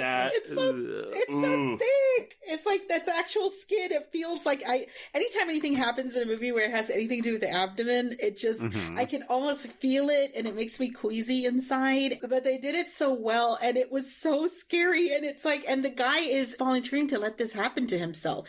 And that's the thing. It's like we see some of the scientists. They're like, oh no, he's doing this to him, where we should be seeing it as this man is letting them do this to him. Yeah, it seems like he starts off as a willing recipient, and then when it becomes bad, then he tries to struggle, and it's like, nope, we've already opened you up. Let's see what's inside. Yeah. What would you do? You see that inside of you, and it's just, this isn't real. I was getting a lot of the ruins from this, like where it's like, like no, he's like, no, get it out, cut it out, cut it. Something's inside me, cut it out. Yes. Because you would know, right? You would feel different. Yeah, the moving inside of you, and it's just, and it looks amazing. But I do love this idea, though, that, like, you know, who you are as a person or how your brain works also kind of determines the mutations you're getting, right? So what must this man have been to get this as his mutation? He's got an upset stomach. He's got IBS. Yeah, oh my God. I'll give you some irritation. I love that they had the foresight to record things, you know, thinking like, okay, for the next people that come along, that way they get a little bit more of the puzzle. 'Cause you could write and write letters or throw things on the chalkboard all you want, but until you actually see it with your own eyes, that's completely different. Well, it's hilarious that you say that, Dahlia, because the first reaction that Anya has to this is that it's not real. It's a trick of the light. We didn't see what we actually saw. And you can tell this is already Anya sort of falling off, you know. Yeah, she's in denial. She's in extreme denial. She cannot accept this. But the reality is, it's like that guy's body is literally over in the empty pool in the next room over. So we wander over, find it. Again, the production design on this man's exploded cancer body is fucking perfect. Man, I'm gonna tell you too, in the days when we did not have a Last of Us TV show adaptation, this was giving me all I wanted. Well, yeah, because once again, we're talking fungus, right? I mean, it's so funny how I think people are gonna retroactively look at things and be like, oh, they're doing a Last of Us thing. And the reality is we've been doing fungus shit and cancer shit for a very long time. Well, at least a half decade. It was so bizarre, and I couldn't help. I looked at everything, and I love that it was something that they let us, you know, you might get a glimpse in movies or they show it for a second. No, she's up there collecting samples. Alina is all in there, and they're letting us take in the whole scope of this and letting you decide, is this something that you're going to be okay with? And obviously, yes, Anya's reaction is totally normal and expected. I would not want that to be real. I would not want to accept it. I always put myself in this situation. Am I going to survive this movie? If I was in this movie, would I live or do I want to live? And either I'm going to end up being like Anya or Josie. Either I'm going to lose it and not accept that this is reality, or I'm going to just accept it and hope for the peace in death. Well, now that I'm thinking about it, I mean, we all kind of came down on Anya as the person who's more emotional. She's more volatile. She's not living up to the expectations that we wanted this character to deliver. Do you think it's also because she's the person who's going in there and she doesn't get to perform her job because her job is to heal people? And maybe that's the one thing that nobody in this movie gets to do. Like, as soon as you go into the shimmer, you're kind of fucked because your cells are already mutating and being damaged and infected. But, like, she can't do anything to save any of these people. Yeah, and that's the thing. Like, she's a paramedic. She's not, like, a researcher. She's not a doctor. Well, she's not. I mean, like, paramedic is a form of doctor, I guess. But, like, she's not, I don't know. Do we think she has, like, the educational background to study this type of stuff? Does a paramedic have that? I wouldn't think so. But, I mean, obviously, she needed, like you said, she needed that something to be able to fix. Paramedics come in when they need to take care of someone in an emergent situation. Right. And other than these few things happening, that wasn't part of her job description. So I like that you're saying that maybe it's because she didn't have a purpose yet to fulfill. It's just been periphery, things that happen really quick. And so she never got that chance to actually jump into action. Well, and actually that makes sense as to why Cass sends her over the edge, because not only does Cass die, and that's when it happens, but also whenever she tries to follow Lena to go find Cass, Lena's like, no, I'll go by myself, paramedic. Yeah, like, you're not even letting her look at the body and make that determination. Oh, it is kind of sad, because then she really had no purpose in being there. Everybody was utilized in some way, and it made sense that they would need somebody like her, but they don't. They didn't know that, but I mean, yeah, they do not end up needing her at all. She doesn't get to help. She doesn't get to do anything. Well, it's also why jumping ahead, it's why she runs out of the room when she's threatening them all with the knife and she hears what she thinks is Cassie's voice, right? Oh, Cassie was injured. Maybe I can go and help her. Yeah. And instead, ooh, it's just the bear. Right. Even though she's like already clearly lost her mind because her fingertips are moving around. Well, there is that too. Well, actually, I'm sorry. They probably are moving around. Her fingerprints are moving, but still. I also think that Lena took that away from them to go and find the body or if she was still alive, they had all known each other for 9 months at least. So they had created this bond, and who is this kind of stranger coming in and saying, so now that I think about it, that's one of the reasons I think that Lena came off wrong to me because, the choices she made, she just, yes, somebody needs to take charge sometimes to just do things, but the fact that she just made it herself, it's like, who is she? She's this outsider. She's just coming in and making these decisions for them. Even like when she turns down Anya to go help her find Cass, I almost view that as she's been in the army for however long, and like she has seen shit like this before. I think she sees that Anya will not be able to handle whatever they find with Cassie's body. I think both of those reads are totally valid and justified. It's like Lena probably thinks she's helping Anya by not exposing her to that, and also Anya's probably like, who the fuck are you? Yeah. This is my job, and also I knew her better. Yeah, exactly. Okay, so we do get this brief flashback to the day that Kane leaves. He has to leave a day early. It's very unceremonious, and it's very abrupt. And then he's just gone. So after discovering this man's body in the pool back in the Shimmer, Josie has said she doesn't feel comfortable staying in the fort. So they end up going up to the top of the watchtower, and we get this moment where Lena discovers, yes, there's something going on with the cells. She can see the shimmer in them. But I really like how much effort the film goes to establish a relationship between Lena and Cass, so that we can then kill Cass off first. Yeah, because it's the first person that gives her anything, and it's the first person that she really gave any information to. Mm-hmm. I mean, even if she's not giving it all up, she did at least speak about her husband, and I mean, she's not lying. Mm-hmm. She's not admitting. Giving. yeah, she's just not giving all the information, but she's also, she was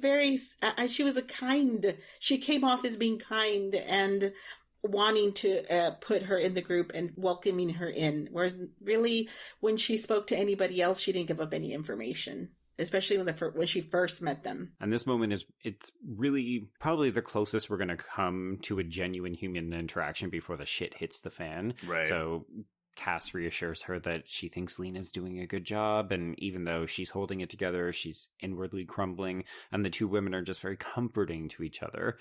And then this is when Lena goes down to check on Ventress. She asks this question, hey, do you think my husband was suicidal for coming on this mission? Ooh, I have this, what she says, because I think this is kind of like the thesis of the film, right? It really is, yeah. So Ventress goes, I think you're confusing suicide with self-destruction. Almost none of us commit suicide, and almost all of us self-destruct.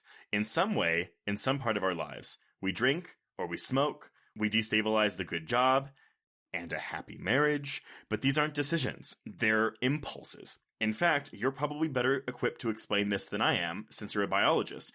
Isn't the self-destruction coded into us, programmed into each cell? Bing!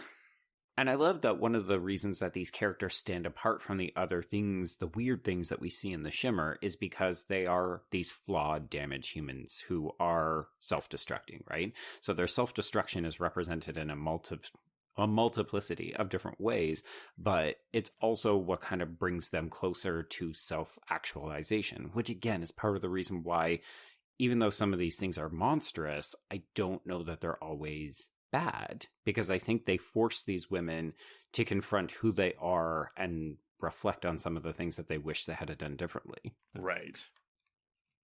I don't know. Philosophical. Maybe too much. All this to say, Cass then comes down and gets eaten by a bear. That's it. It made it so sad. I felt every bit of what she was saying, because it was like, oh, that's why they had this moment, and everything starting to make sense. The whole theme, the self-destruction especially. Mm-hmm. But it's why I didn't, at first when I would have those moments of something feeling a little scared, it ended up being moments that I felt, no, it was just more coming of, like you said, self-actualization, and the Shimmer being confused, to me, more of a confused being instead of something that was trying to destroy you on purpose. Like, this is something that is what will end up happening. Like, it's just nature. It's just evolution, right? Yes. Yeah, evolution. There you go. Well, I think that also can be a hard concept to grasp. I think that contributed to the C cinema score for this, because I think absolutely, yeah, like having a thing that just is with this thing isn't a villain again. I would say it's the antagonist. Not exciting. Where are the answers? It's just there. It's just living. It's just changing things as it grows and learns more about itself as well. Mm-hmm. Okay, so Cass is gone. It's important to note that she does scream, "Help me, help me, help me," as she is dragged away, because that will come back later. That was good. I appreciate, too, that we almost immediately cut to the next morning, and even though technically it's a new day, we don't just brush over this. Even though they're scientists, they're soldiers, they're not ready to just continue on with the mission. Like, Dr. Ventress says, okay, we got to push on. The lighthouse is here. We need to go. And Anya and Josie want to turn back because they have lost a member of the team. They are grieving. They are not okay with this. Which I guess my only thing is with this whole idea. I was like, girls, no one's come out of this. Right. Like, what makes you think you are going to be able to walk out? Yeah, and so I mean, look, I get it. You know, you see someone get killed, or you've lost a friend of yours, like whatever. I get it. You're gonna feel like this, but I just feel like there should have been maybe a bit more foresight into the possibility of something like this happening. Yeah, they should have anticipated that they were going to lose people, especially because when they saw the names on the board. Remember when they were back in that that facility, some were crossed off, and it's like, you don't need to know why they got crossed off. It's obvious those people had died, and you've already seen a the dead names person. got crossed off for a reason. Yes. Is it Josie? Josie's the one that asks, like, why are these crossed off? And Lena's like, girl. bitch. I'm not even going to bother answering you, because it's just like, it's a given. It's a given. And at this point, it's like, and they all kind of like, they jump on, well, it's Anya who gets after Lena, because she's like, you're just going along with what she's saying. But at the same time, 6 days to head back to the point where they came in. 3 days they didn't even remember. And it's only 2 days to go forward. So even if you want to escape, even if you want to leave, because that is the logical thing to do, get the fuck out of here, they need to go 2 days. 2 days makes more sense. Still the smarter move. 6 days. It seems like the smarter move, and I totally get that. But I think of it like, first of all, their own mortality. It's like now they're really faced with it. They may have had this concept of, you know, we're not immortal. This could happen. You know, they had that concept, but now it's a reality. And then when they don't know what's in front of them for those 2 days, but they know what's behind them.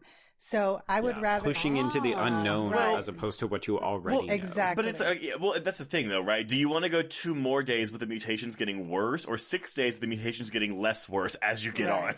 But they don't know that. They don't know that they're actually getting worse. They only realize that as they go. Yeah. Well, they figure that out real quickly with this fucking bear. Fair. Yeah. So we get another scene back with Lomax, and this is when Lena admits that she didn't really mean to, but yes, she was lying when she more or less convinced Anya and Josie to press forward with Ventress and go to the lighthouse. And this is where we get confirmation that Ventress has cancer, and she never intended on coming back. Yeah. So then we move into the woods, and this is when Lena refuses Anya. She finds Cass's body, confirmed dead. The rift continues between these two women, so as they press on, this is when Lena says, "Hey, Anya, are you okay?" And Anya just goes, "Leave me the fuck alone. Leave me the fuck alone." And honestly, this is so good. If folks haven't seen Jane the Virgin, it's a legitimately delightful show. Gina Rodriguez is a great fucking star. I know somebody wants us to talk about how she did a thing where she has a tendency to sometimes stick her foot in her mouth and then she doubles down on it. So yeah. But I don't think, I think that's just her being like, I don't think she's a racist. I don't think she's a bad person. I think she just says things without thinking about them sometimes. I agree. If we're just talking about acting talent, I think she's a force. And Jane the Virgin was a great showcase for her, but also, you know, it was one type of role.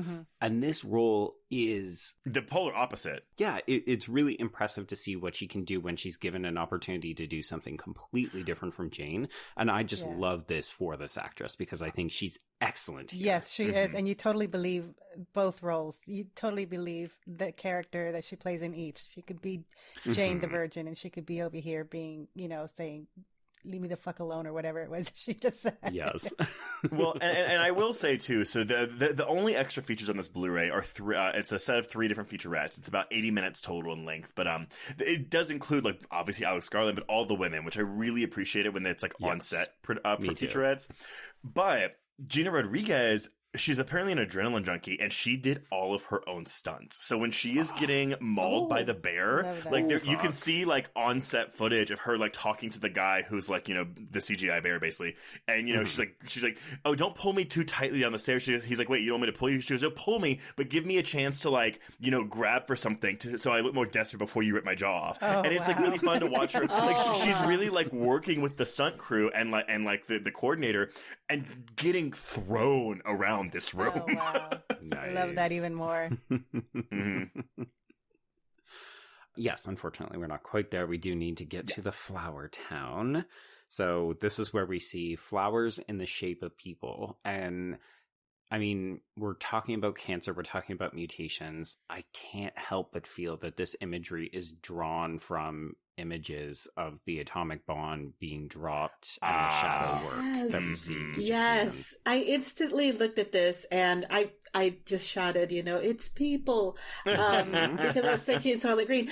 But oh my gosh, it was so perfect, and it was, you knew what you're looking at. Like, these are actual people. This is what happened. They changed. But I saw that like that was what you used to be. That's a shimmer of what you once were. It was very almost. It was literal, and it's figurative at the same time. It's all. Yeah, but I saw that too, and I'm glad I felt that and saw it at the same time. Yeah, it was beautiful and unsettling at the same time. So this, I feel like, is the last kind of burst of science that we're going to have before this movie goes into a full action horror set piece. So this is also, unfortunately, I think Tessa Thompson's best moment because she doesn't get a ton to do in this film. Yeah. If I could get a longer cut of this movie with more Josie, I would love that. I do just generally love Tessa Thompson, but I wish she got a bit more to do in the film. So this is when we learn about, the concept of refracting, and it's why we can't get the signals outside of the shimmer. And it's not that they're not going through, it's that they're being refracted back. And also everyone's DNA, so animal, plant, and yes, human DNA is being refracted within the shimmer. Oh, there's that moment when Ventress is just going, she's talking about us. I said the same thing at the same time. I'm like, are you listening? I don't even know who I was shouting at. My husband's seen the movie before. Just an empty living room. Well, it's like, I think it's Anya who's like, that's literally not possible. And Lena's like, it's literally happening. Yeah. Girl, stop denying. The denial is happening. So they do set up camp in a house for the night, and Anya is just becoming increasingly moody and angry. We see her looking at her hand, and then she's looking at Lena like, bitch, I'm gonna fucking kill you. I'm gonna kill you. This is when Lena wakes up in the middle of the night so she can check her own cells. So last time she was looking, I think, off of the guy from the pool.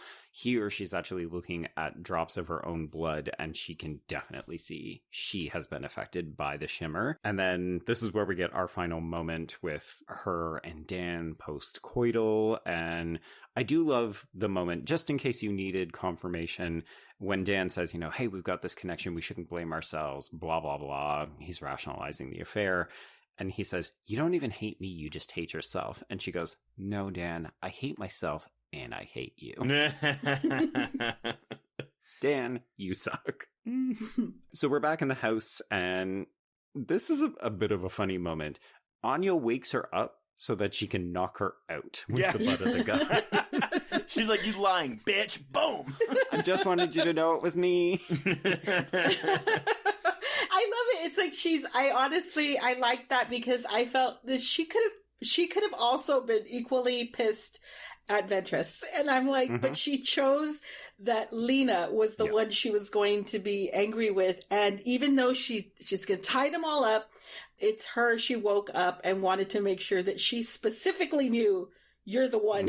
Well, the only thing is though, we don't see her wake up or knock out Ventress or Josie. It's entirely possible to do the exact same thing, but it's also her locket she found with Kane's picture. So that's some pretty damning evidence. When we return to the scene when Lena wakes up, yes, they are gagged. They are bound to chairs in a row, and Anya is just going off on this conspiracy theory. It was all Lena. We can't trust anything she says. She's a liar. We don't even know what happened to Cassie. I've got a knife. I'm going to cut you. Hey, what's that? Help me. Okay, Help me. But this actually is a really good moment for Rodriguez. I like this spiral that she's going on in this monologue, and I love that she's because she has a moment where she's like, "I can let you go, but like, are you going to tie me to a chair?" And then she just goes, "But I'm not the one tied to a chair. You are."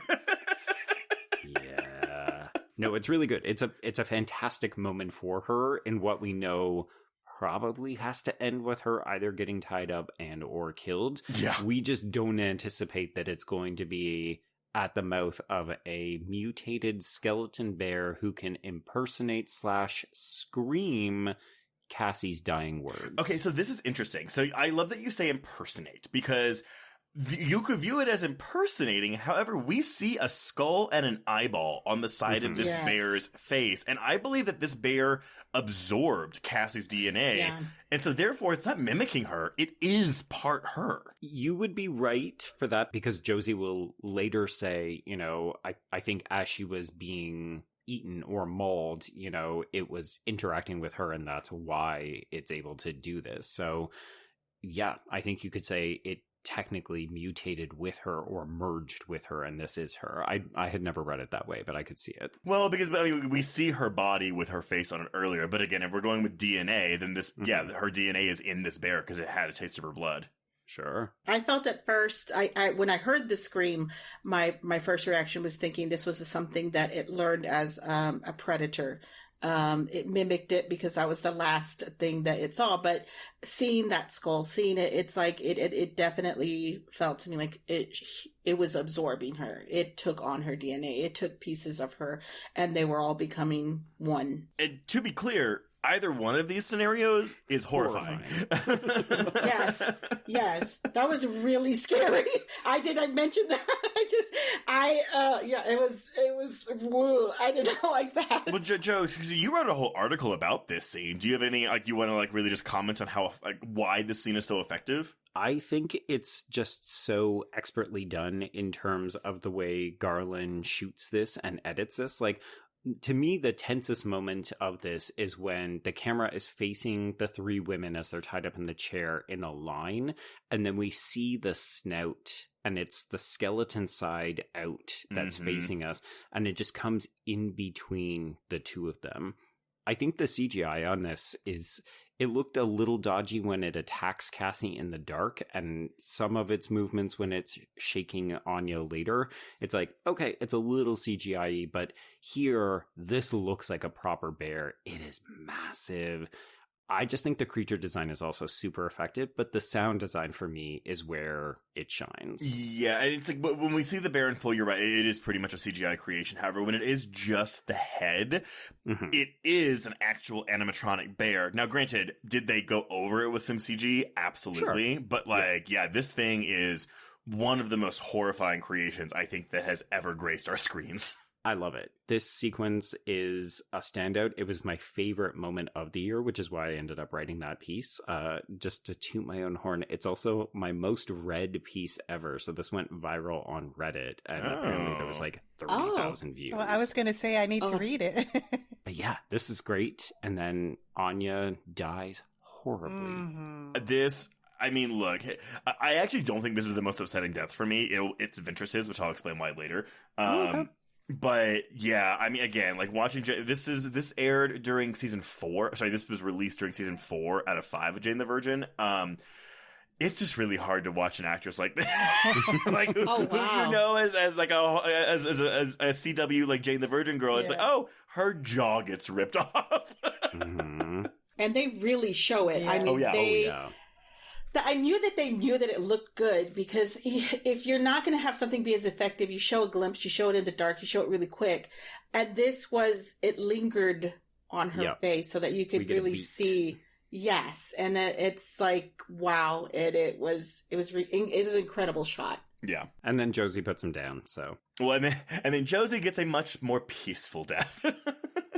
Well, yeah. So after all of this, we break for another new day. Ventress, the absolute unemotional, uncaring leader that she is, just goes, fuck all of you. I'm going to the lighthouse with or without you. Goodbye. Yeah. And then this is when Josie reveals that she is mutating in a different way. So she very much has the ruins kind of infestation going on. But she's calm. She's peaceful. She accepts it. She says she doesn't want to fight it. And I love the way that this is shot, where it's almost like she just walks away. Like it's a fleeting glimpse, almost like a lover who says, you know what, I can't do this anymore. And the way that it's shot, you know, she's ducking around bushes as Lena tries to follow her. And then by the time we get to the clearing, she's just another one of these flower people. Well, I also think it's important, too, because, you know, we know that she's a cutter, you know? And so the first time we see these plants coming out of her are on her arms where her cutting wounds would have been. So it's almost poetic in a way that she took something that she was using as a form of self-destruction and became something new. And she was hiding it the whole time, too. Mm-hmm. She had long sleeves on. She had the jacket. Yeah. And that morning, she didn't have that on anymore. She had already found that peace and acceptance.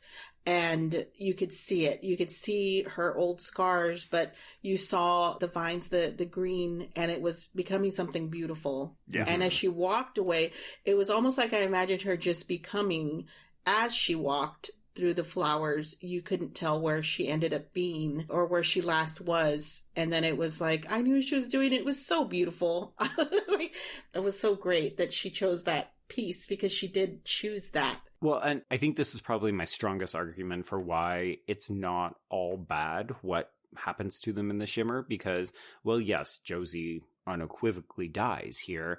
She blossoms, right? She takes control. She has the control that she was always trying to achieve by the cutting, and she turns it into something beautiful, and she accepts it and herself. But yeah, so now Lena is alone. So we head to the lighthouse, which is our final title card. She first has a little cry in the woods. You know what? Appropriate, relatable. Have a little breakdown, girl. And then we see her on the water's edge, on the beach, and we see icicle trees that are as tall as regular trees, but entirely comprised of ice. And... Oh, I view this as crystal, actually. Oh, you know what? It might be crystal. I mean, it's pretty either way. However you want to read it. Ice or crystal, these kinds of unique mutations are growing directly out of the sand. And then we also see stacks of bones, but they're laid out very sort of rigidly, like you might in the army in front of the lighthouse entrance. Yeah, someone laid these out. Like, this wasn't just like, that didn't just happen. Yeah, it's like a burial, but we didn't actually dig the graves. So Lena goes inside, and interestingly enough, this is obviously where the meteor struck. We do get a kind of blue hole in the center of it where we can presume it went down underground. But I love that the mutation here is all white. It somehow makes it creepier and more beautiful for me. It's like that, have you ever had like a Hershey's Kiss that is just old and it kind of gets that white dusty flavor to it? That's what this is. You could have gone with white chocolate, but no. That's great. No, because an old ass Hershey's Kiss mutated. Ew. I changed. I think it's actually just oxidization, but it's fine. Right. So in addition to this hole in the ground, we also have a charred skeleton sitting in front of a camcorder. The tape is still in there, so Lena does play it. Kane loves to appear on audiovisual mediums in this movie, so this is him basically having a similar experience to Anya, where he's not sure who he is or where he's at anymore. Like, he's really questioning his identity, similar to the God conversation he and Lena had in the flashback. And then he sets himself on fire using a phosphorus grenade, And then we see his doppelganger step into frame. So yes, it's been the double the whole time. Ah! Who would have guessed? What I said. It was interesting because as soon as I saw that body, I was like, "That's him. That's it." They gave me enough time to you work through it. I liked that. I liked that it gave me that you knew it, because it was almost like the characters and their acceptance of their fate. And there I am, I didn't need to question it. It happened. Therefore, I knew that was him that came back. But it also left me with the feeling that became, that his doppelganger was because he really did love her. And I don't think that he was for me, I don't feel like he was trying to leave her forever. I think that he did want to come back to her and that he really did love her despite knowing everything. Yeah, no, I don't think he actually wanted to die when he went into this, but I do think he was hurt and wanted to get away. So he was like, fine. He made a reckless and stupid decision, which it's human. It makes sense. Well, and you're right, Alma, because he says to his doppelganger, seek out Lena. If you manage to get out of here, go to her. Because I think he regrets this idea that, he left it on bad terms and he will never get to apologize. So the next best thing he can do is send a replacement to her. Exactly. And he's speaking for both of them when he's talking about her. That's the part that really gets me. It's just like, oh my God, he's speaking for both of them. He knows that they're one and the same, even though they're not. Yes. And that a part of him is going to continue. So therefore, he's sharing these ideas and thoughts with his new, self. Absolutely. Because if we are to assume the conversation that we had about Cassie and the bear, then that means that maybe a similar process has occurred here, right? Where a part of Kane lives on in his doppelganger, whether it's his memories or just his attributes, but he is technically sending a part of himself back. Okay, so you can't show us a hole in the ground in a horror movie without going into the fucking hole. So that's what Lena does. We go down this vagina tunnel into a black room. And lo and behold, hey everybody, did you remember that Ventress is still a character in this movie? Trace, do you happen to have this monologue? I don't have this monologue, actually. Do you have it? I don't. I just have the general. It's okay, because here's the thing. I find this death horrifying. Oh, that's weird, because I do and I don't. I think that this is terrifying, but also, again, there's a part of it that's acceptance.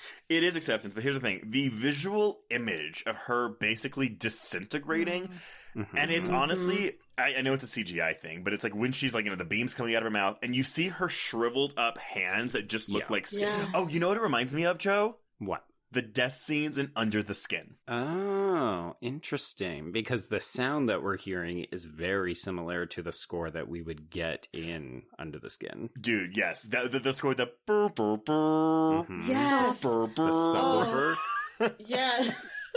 The score in this final sequence is legitimately, it rackets this movie up a full point for me because it is so fucking good. It's so the score makes me, if I was just hearing that, I would feel uncomfortable. Yeah, I did not like it. I don't like it. It did make it worse. I could see her acceptance. I could see it was beautiful, and it was the lights and everything. I'm like, oh my God, it's almost like a galaxy of herself forming around herself that she's becoming and everything. But the sound was just fucking scary. Yes. Ooh, I just got shivers. I thought it was beautiful. It's she's just releasing herself. She's just letting herself go out there where I think she wanted to be the whole time. Just freeing the universe, free. So this thing, okay, I'm not even going to try to explain it, actually. I'm going to read you what I best could put up with this mandelbulb. So, in mathematics, a fractal is a geometric shape containing detailed structure and arbitrarily small scales, usually having a fractal dimension strictly exceeding the topological dimension. Did I lose you yet? Yes. Don't say it in science, Trace. Say it in English. Girl. Say it in English. The mandelbulb is a three-dimensional fractal, and the mandelbulb is the shape that we see with the CGI creation. Ooh, okay. So this is the thing that Lena's looking into. Yes, this is what a mandelbulb is. But here's the thing. A canonical three-dimensional mandelbulb thing does not exist because it is impossible to have a 3-dimensional analog of a 2-dimensional space of complex numbers. So this thing existing, it's impossible. It's impossible to happen. So when they were making this, when they were designing this for the film, they found an app that constructed a 3D version of a 2D mathematical conceit, which is the mandelbulb. So it moves in a way that feels organic, but it's also mathematic. So we're looking at something that should not exist, that does not exist. I love this thing. It's extremely discomforting, especially because we move the camera around it so you can kind of see how it shimmers, how it moves, the fact that it almost seems to have a core or an eye that Lena can look into. Mm-hmm. And of course, it's refracting back light on her. So we're seeing the shimmer in her eye, which we already knew was there because it's in her blood. Just honestly, everything from the lighthouse on in this movie is a fucking plus. It's gorgeous. Yeah. So a drop of blood from Lena's eye gets sucked into this, and it starts to, just like the cells we've seen and talked about this entire fucking movie, it's splitting, it's dividing, it's mutating, it's accelerating, but we can see the mutation in it, and then it ends up forming this kind of featureless, oily black figure. And Lena, like smart people in horror films, tries to shoot this motherfucker.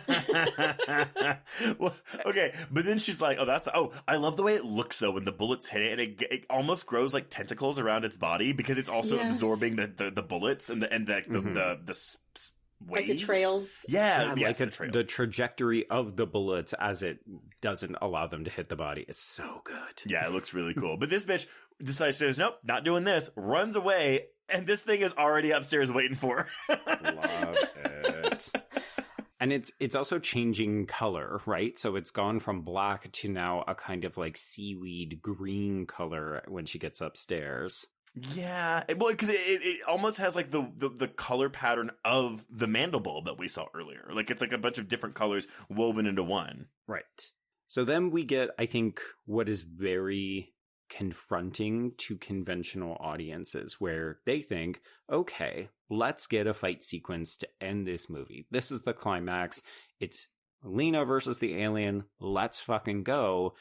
And instead, as I said off the top, we get a kind of contemporary dance number where it mirrors or refracts her motions. So if she does something, it doesn't equal motion. And this is where we truly understand that this thing is not trying to hurt her. It's trying to understand her. It's trying to absorb her. Mm-hmm. I love the moment where it forces her up against the door and it is crushing her, but it clearly doesn't mean to. It's just trying to understand and follow her. Yeah. This is, I remember the first time I watched this, because again, this is not in the book. No, this is a completely different ending. This, I just trying to, again, it's the thing where it's like, yeah, me as a viewer, I'm like, okay, I'm wanting something that is like, I understand, I expect certain things in narratives, especially in sci-fi and horror narratives, and this is not giving me that, right? Mm-mm. But it's also just like, again, a second viewing helped me with this. Like this, I was kind of like, okay, I get it. Like it's not a bad thing. It's just, yeah, it's trying to learn. You could also even like, I mean, if you want to go with like messagey here, or social commentary, what it's doing while we are viewing it as like, oh, it's hurting her. It's not much different than how we as humans and scientists study other organisms. Oh, I was just thinking on that right now. That is so true. It's like, that's how we learn, by hurting and by dissecting. And it's like in every movie involves something. It's like, well, I don't want to be dissected, to be learned from and all that. Mm-hmm. So I can totally see that. I just also love this scene because it's just visually, I love it. The dance routine that they're doing and the color and the shape of this alien thing moving along with her, and when it eventually ends up completely morphing into her minus the face. I just loved that so much. I found it to be almost being playful. Yes. And silly, because I thought that this was something that was confused by what it was seeing and trying to figure out what it is. And you see this when when we're able to look at animals in the zoo and they mimic you. And the whole time I was thinking this was something that does not understand as it's trying to learn. And in this dance movement it is. It's great. It looks like a modern dance, like somebody who's doing an interpretive dance of something. And the bean is almost like you can see the way it's changing color, almost like when you see an oil slick and it has like a rainbow in it and it's absorbing everything that it's seeing and it's learning. And up until the point where she realizes it and accepts it, it's really a beautiful scene. Honestly, if it had ended right, I almost completely forgot about Ventress. I did forget about her, okay? Until we went down the vagina hole. And then they're in there, and it's like, oh shit, I forgot about her. And then every moment after that, it just seemed to top the moment before. And it was very visual. It was the sound, the movement, everything. It was like a very magical experience. And the being, it's almost like I understood it. It wanted to be.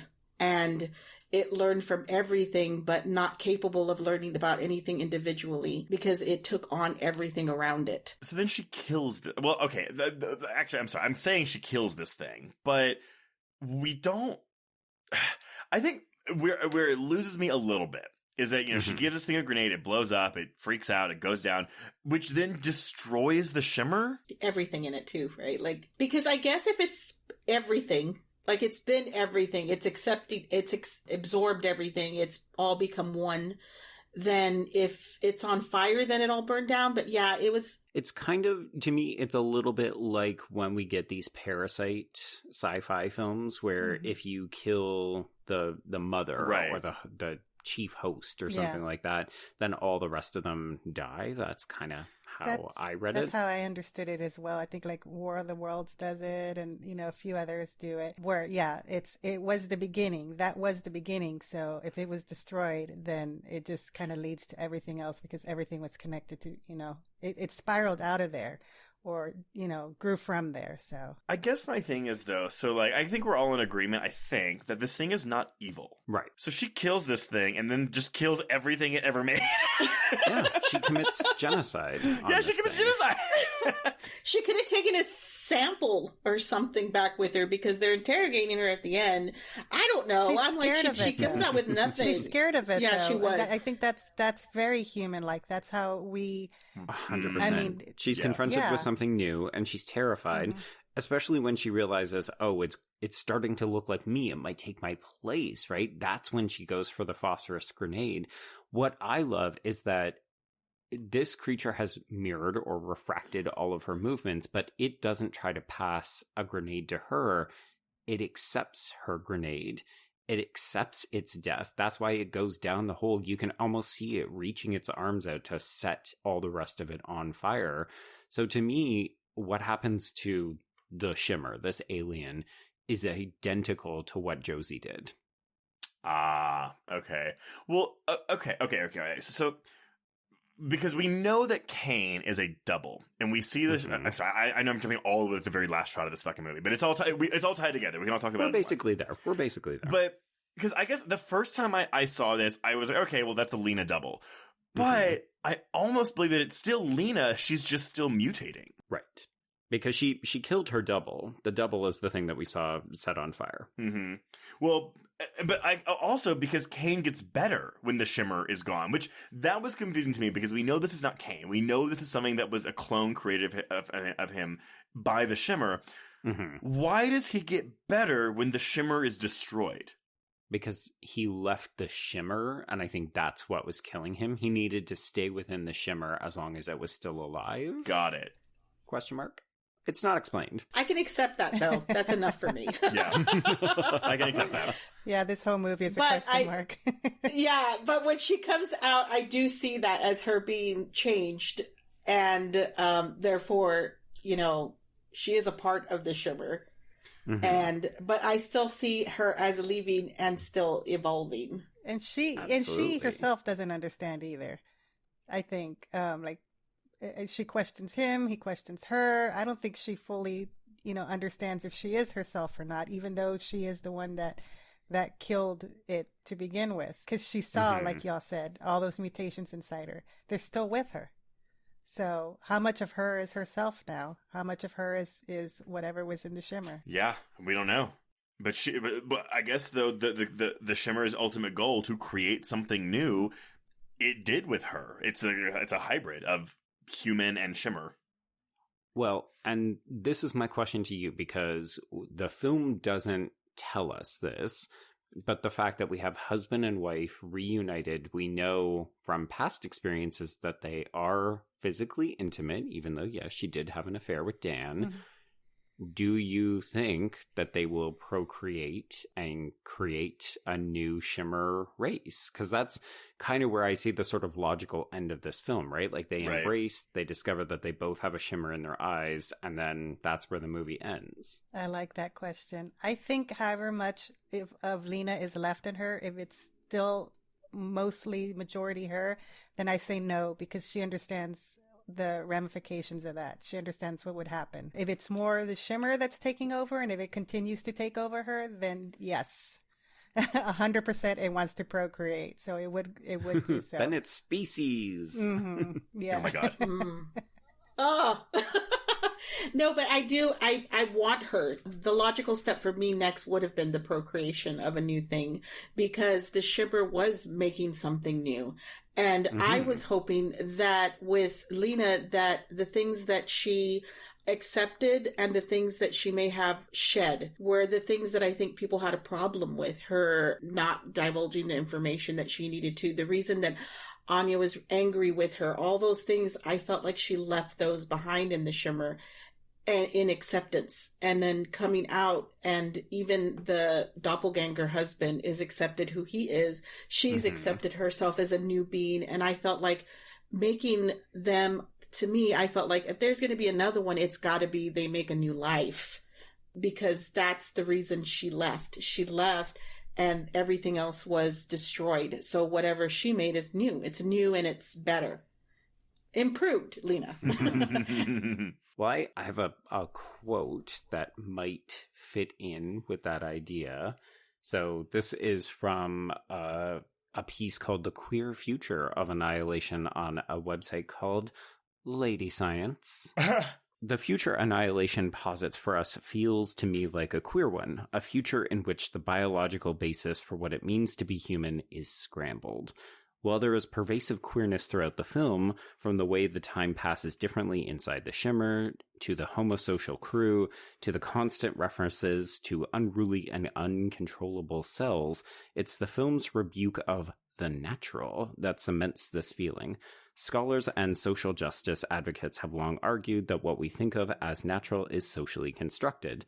But Annihilation pulls the rug out from under the idea that nature can ever be known at all, because within the shimmer, the rules of biology have been made literally alien. Oh. I like that. So, yeah. That is Annihilation, my favorite film from 2018. And as you said, a lot of competition that year too. But yeah, all right, everyone. That is a wrap on Annihilation. So, before we announce what we're covering next week, Dalia, Alma, first, thank both of you for coming on to talk about what is a very dense film. Very, very heavy. It's one of those movies that sits with you afterwards. I really had to watch a palate cleanser after this. Yeah, that's fair. But let everyone know, where can they find you on social media? All right, you can find us on Instagram at Nightmare Movie Podcast. On Twitter, it is at Nightmare on 5th. That's Nightmare on 5th. And Dalia has our other information. We have a horror movie blog. It's at Horror Movie Blog and horrormovieblog.com. We're all over the place. How did you get that domain, by the way? Horror Movie Blog? I'm surprised that wasn't taken by someone. That's what I said. I'm surprised it wasn't taken. I just did a search and I'm like, holy shit, it's there. I'm going to take it. That's wild. Yes. I was like, no way, snag that bitch up. So we did. Like you just did like horrormovieblog1.com. Oh my God. Oh boy. Well, if you want to get in touch with us, you can reach us on Twitter and Instagram at HorrorQueers. Shoot us an email at horrorqueers@gmail.com. Find us on Letterboxd to keep track of all the films we've covered. Go to our YouTube channel to check out our interviews with horror filmmakers, as well as our the films we are looking forward to each month. If you want to chat with other listeners, please join our Facebook Horror Queers group. If you have a moment, please rate and review us on Apple Podcasts or Spotify. And if you want even more content, please support the show by becoming a patron at patreon.com/horrorqueers. We are still in May, almost done, but if you go sign up now, you can get up to 242 hours of extra content. But this month for new episodes, we are going all in on the Evil Dead franchise with an episode on Evil Dead Rise, our thoughts on the franchise as a whole, and an audio commentary on the original 1981 film. We will also have episodes on Amazon Prime's Dead Ringers TV series and the sequel, The Wrath of Becky. Joe. Yes. What are we talking about next week? Well, it's going to be a decidedly campier, sillier affair, Trace, but we are kicking off the first of 2 weeks of dinosaur movies? Yep. So we are jumping back to 1994 to talk about camp classic Tammy and the T-Rex. I will just give you the peek behind the curtains. I saw this for the first time last year after hearing about it for years. And I loved it so much, and it is very queer, that I immediately told Joe, I was like, we had to put it on the schedule. Yeah, we have to talk about this as soon as sorry, possible. what? I have heard nothing but good things about this movie, but also, what? Oh, yeah. It's weird. It's bizarre. It's so good. Well, I'm excited for my first time watch. I hope you like it. Make sure you watch the R-rated cut, because the PG-13 cut that was released in 1994 is not good. Noted. Okay. All right, everyone. Well, until next week, we can cross out Annihilation. Indeed. And cross out horror queers.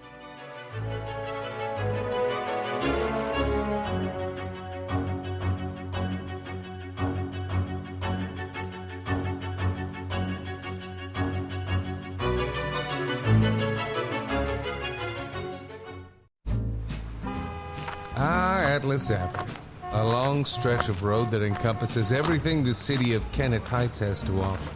Neon lights, traffic, crime, the hustle and bustle of everyday life, and the craziest of characters. My office was above it all. My name is James Locke, and I'm a PI.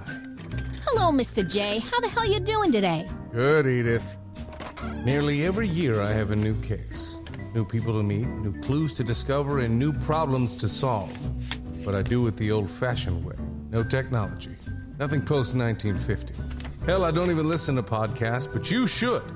Atlas Avenue Beat is a spoof of the film noir genre with goofy characters, tons of wordplay, and non-stop raunchy humor. There's also 3 whole seasons out right now with more on the way. Just search for Atlas Avenue Beat wherever you listen to podcasts or visit us online at bloody.fm.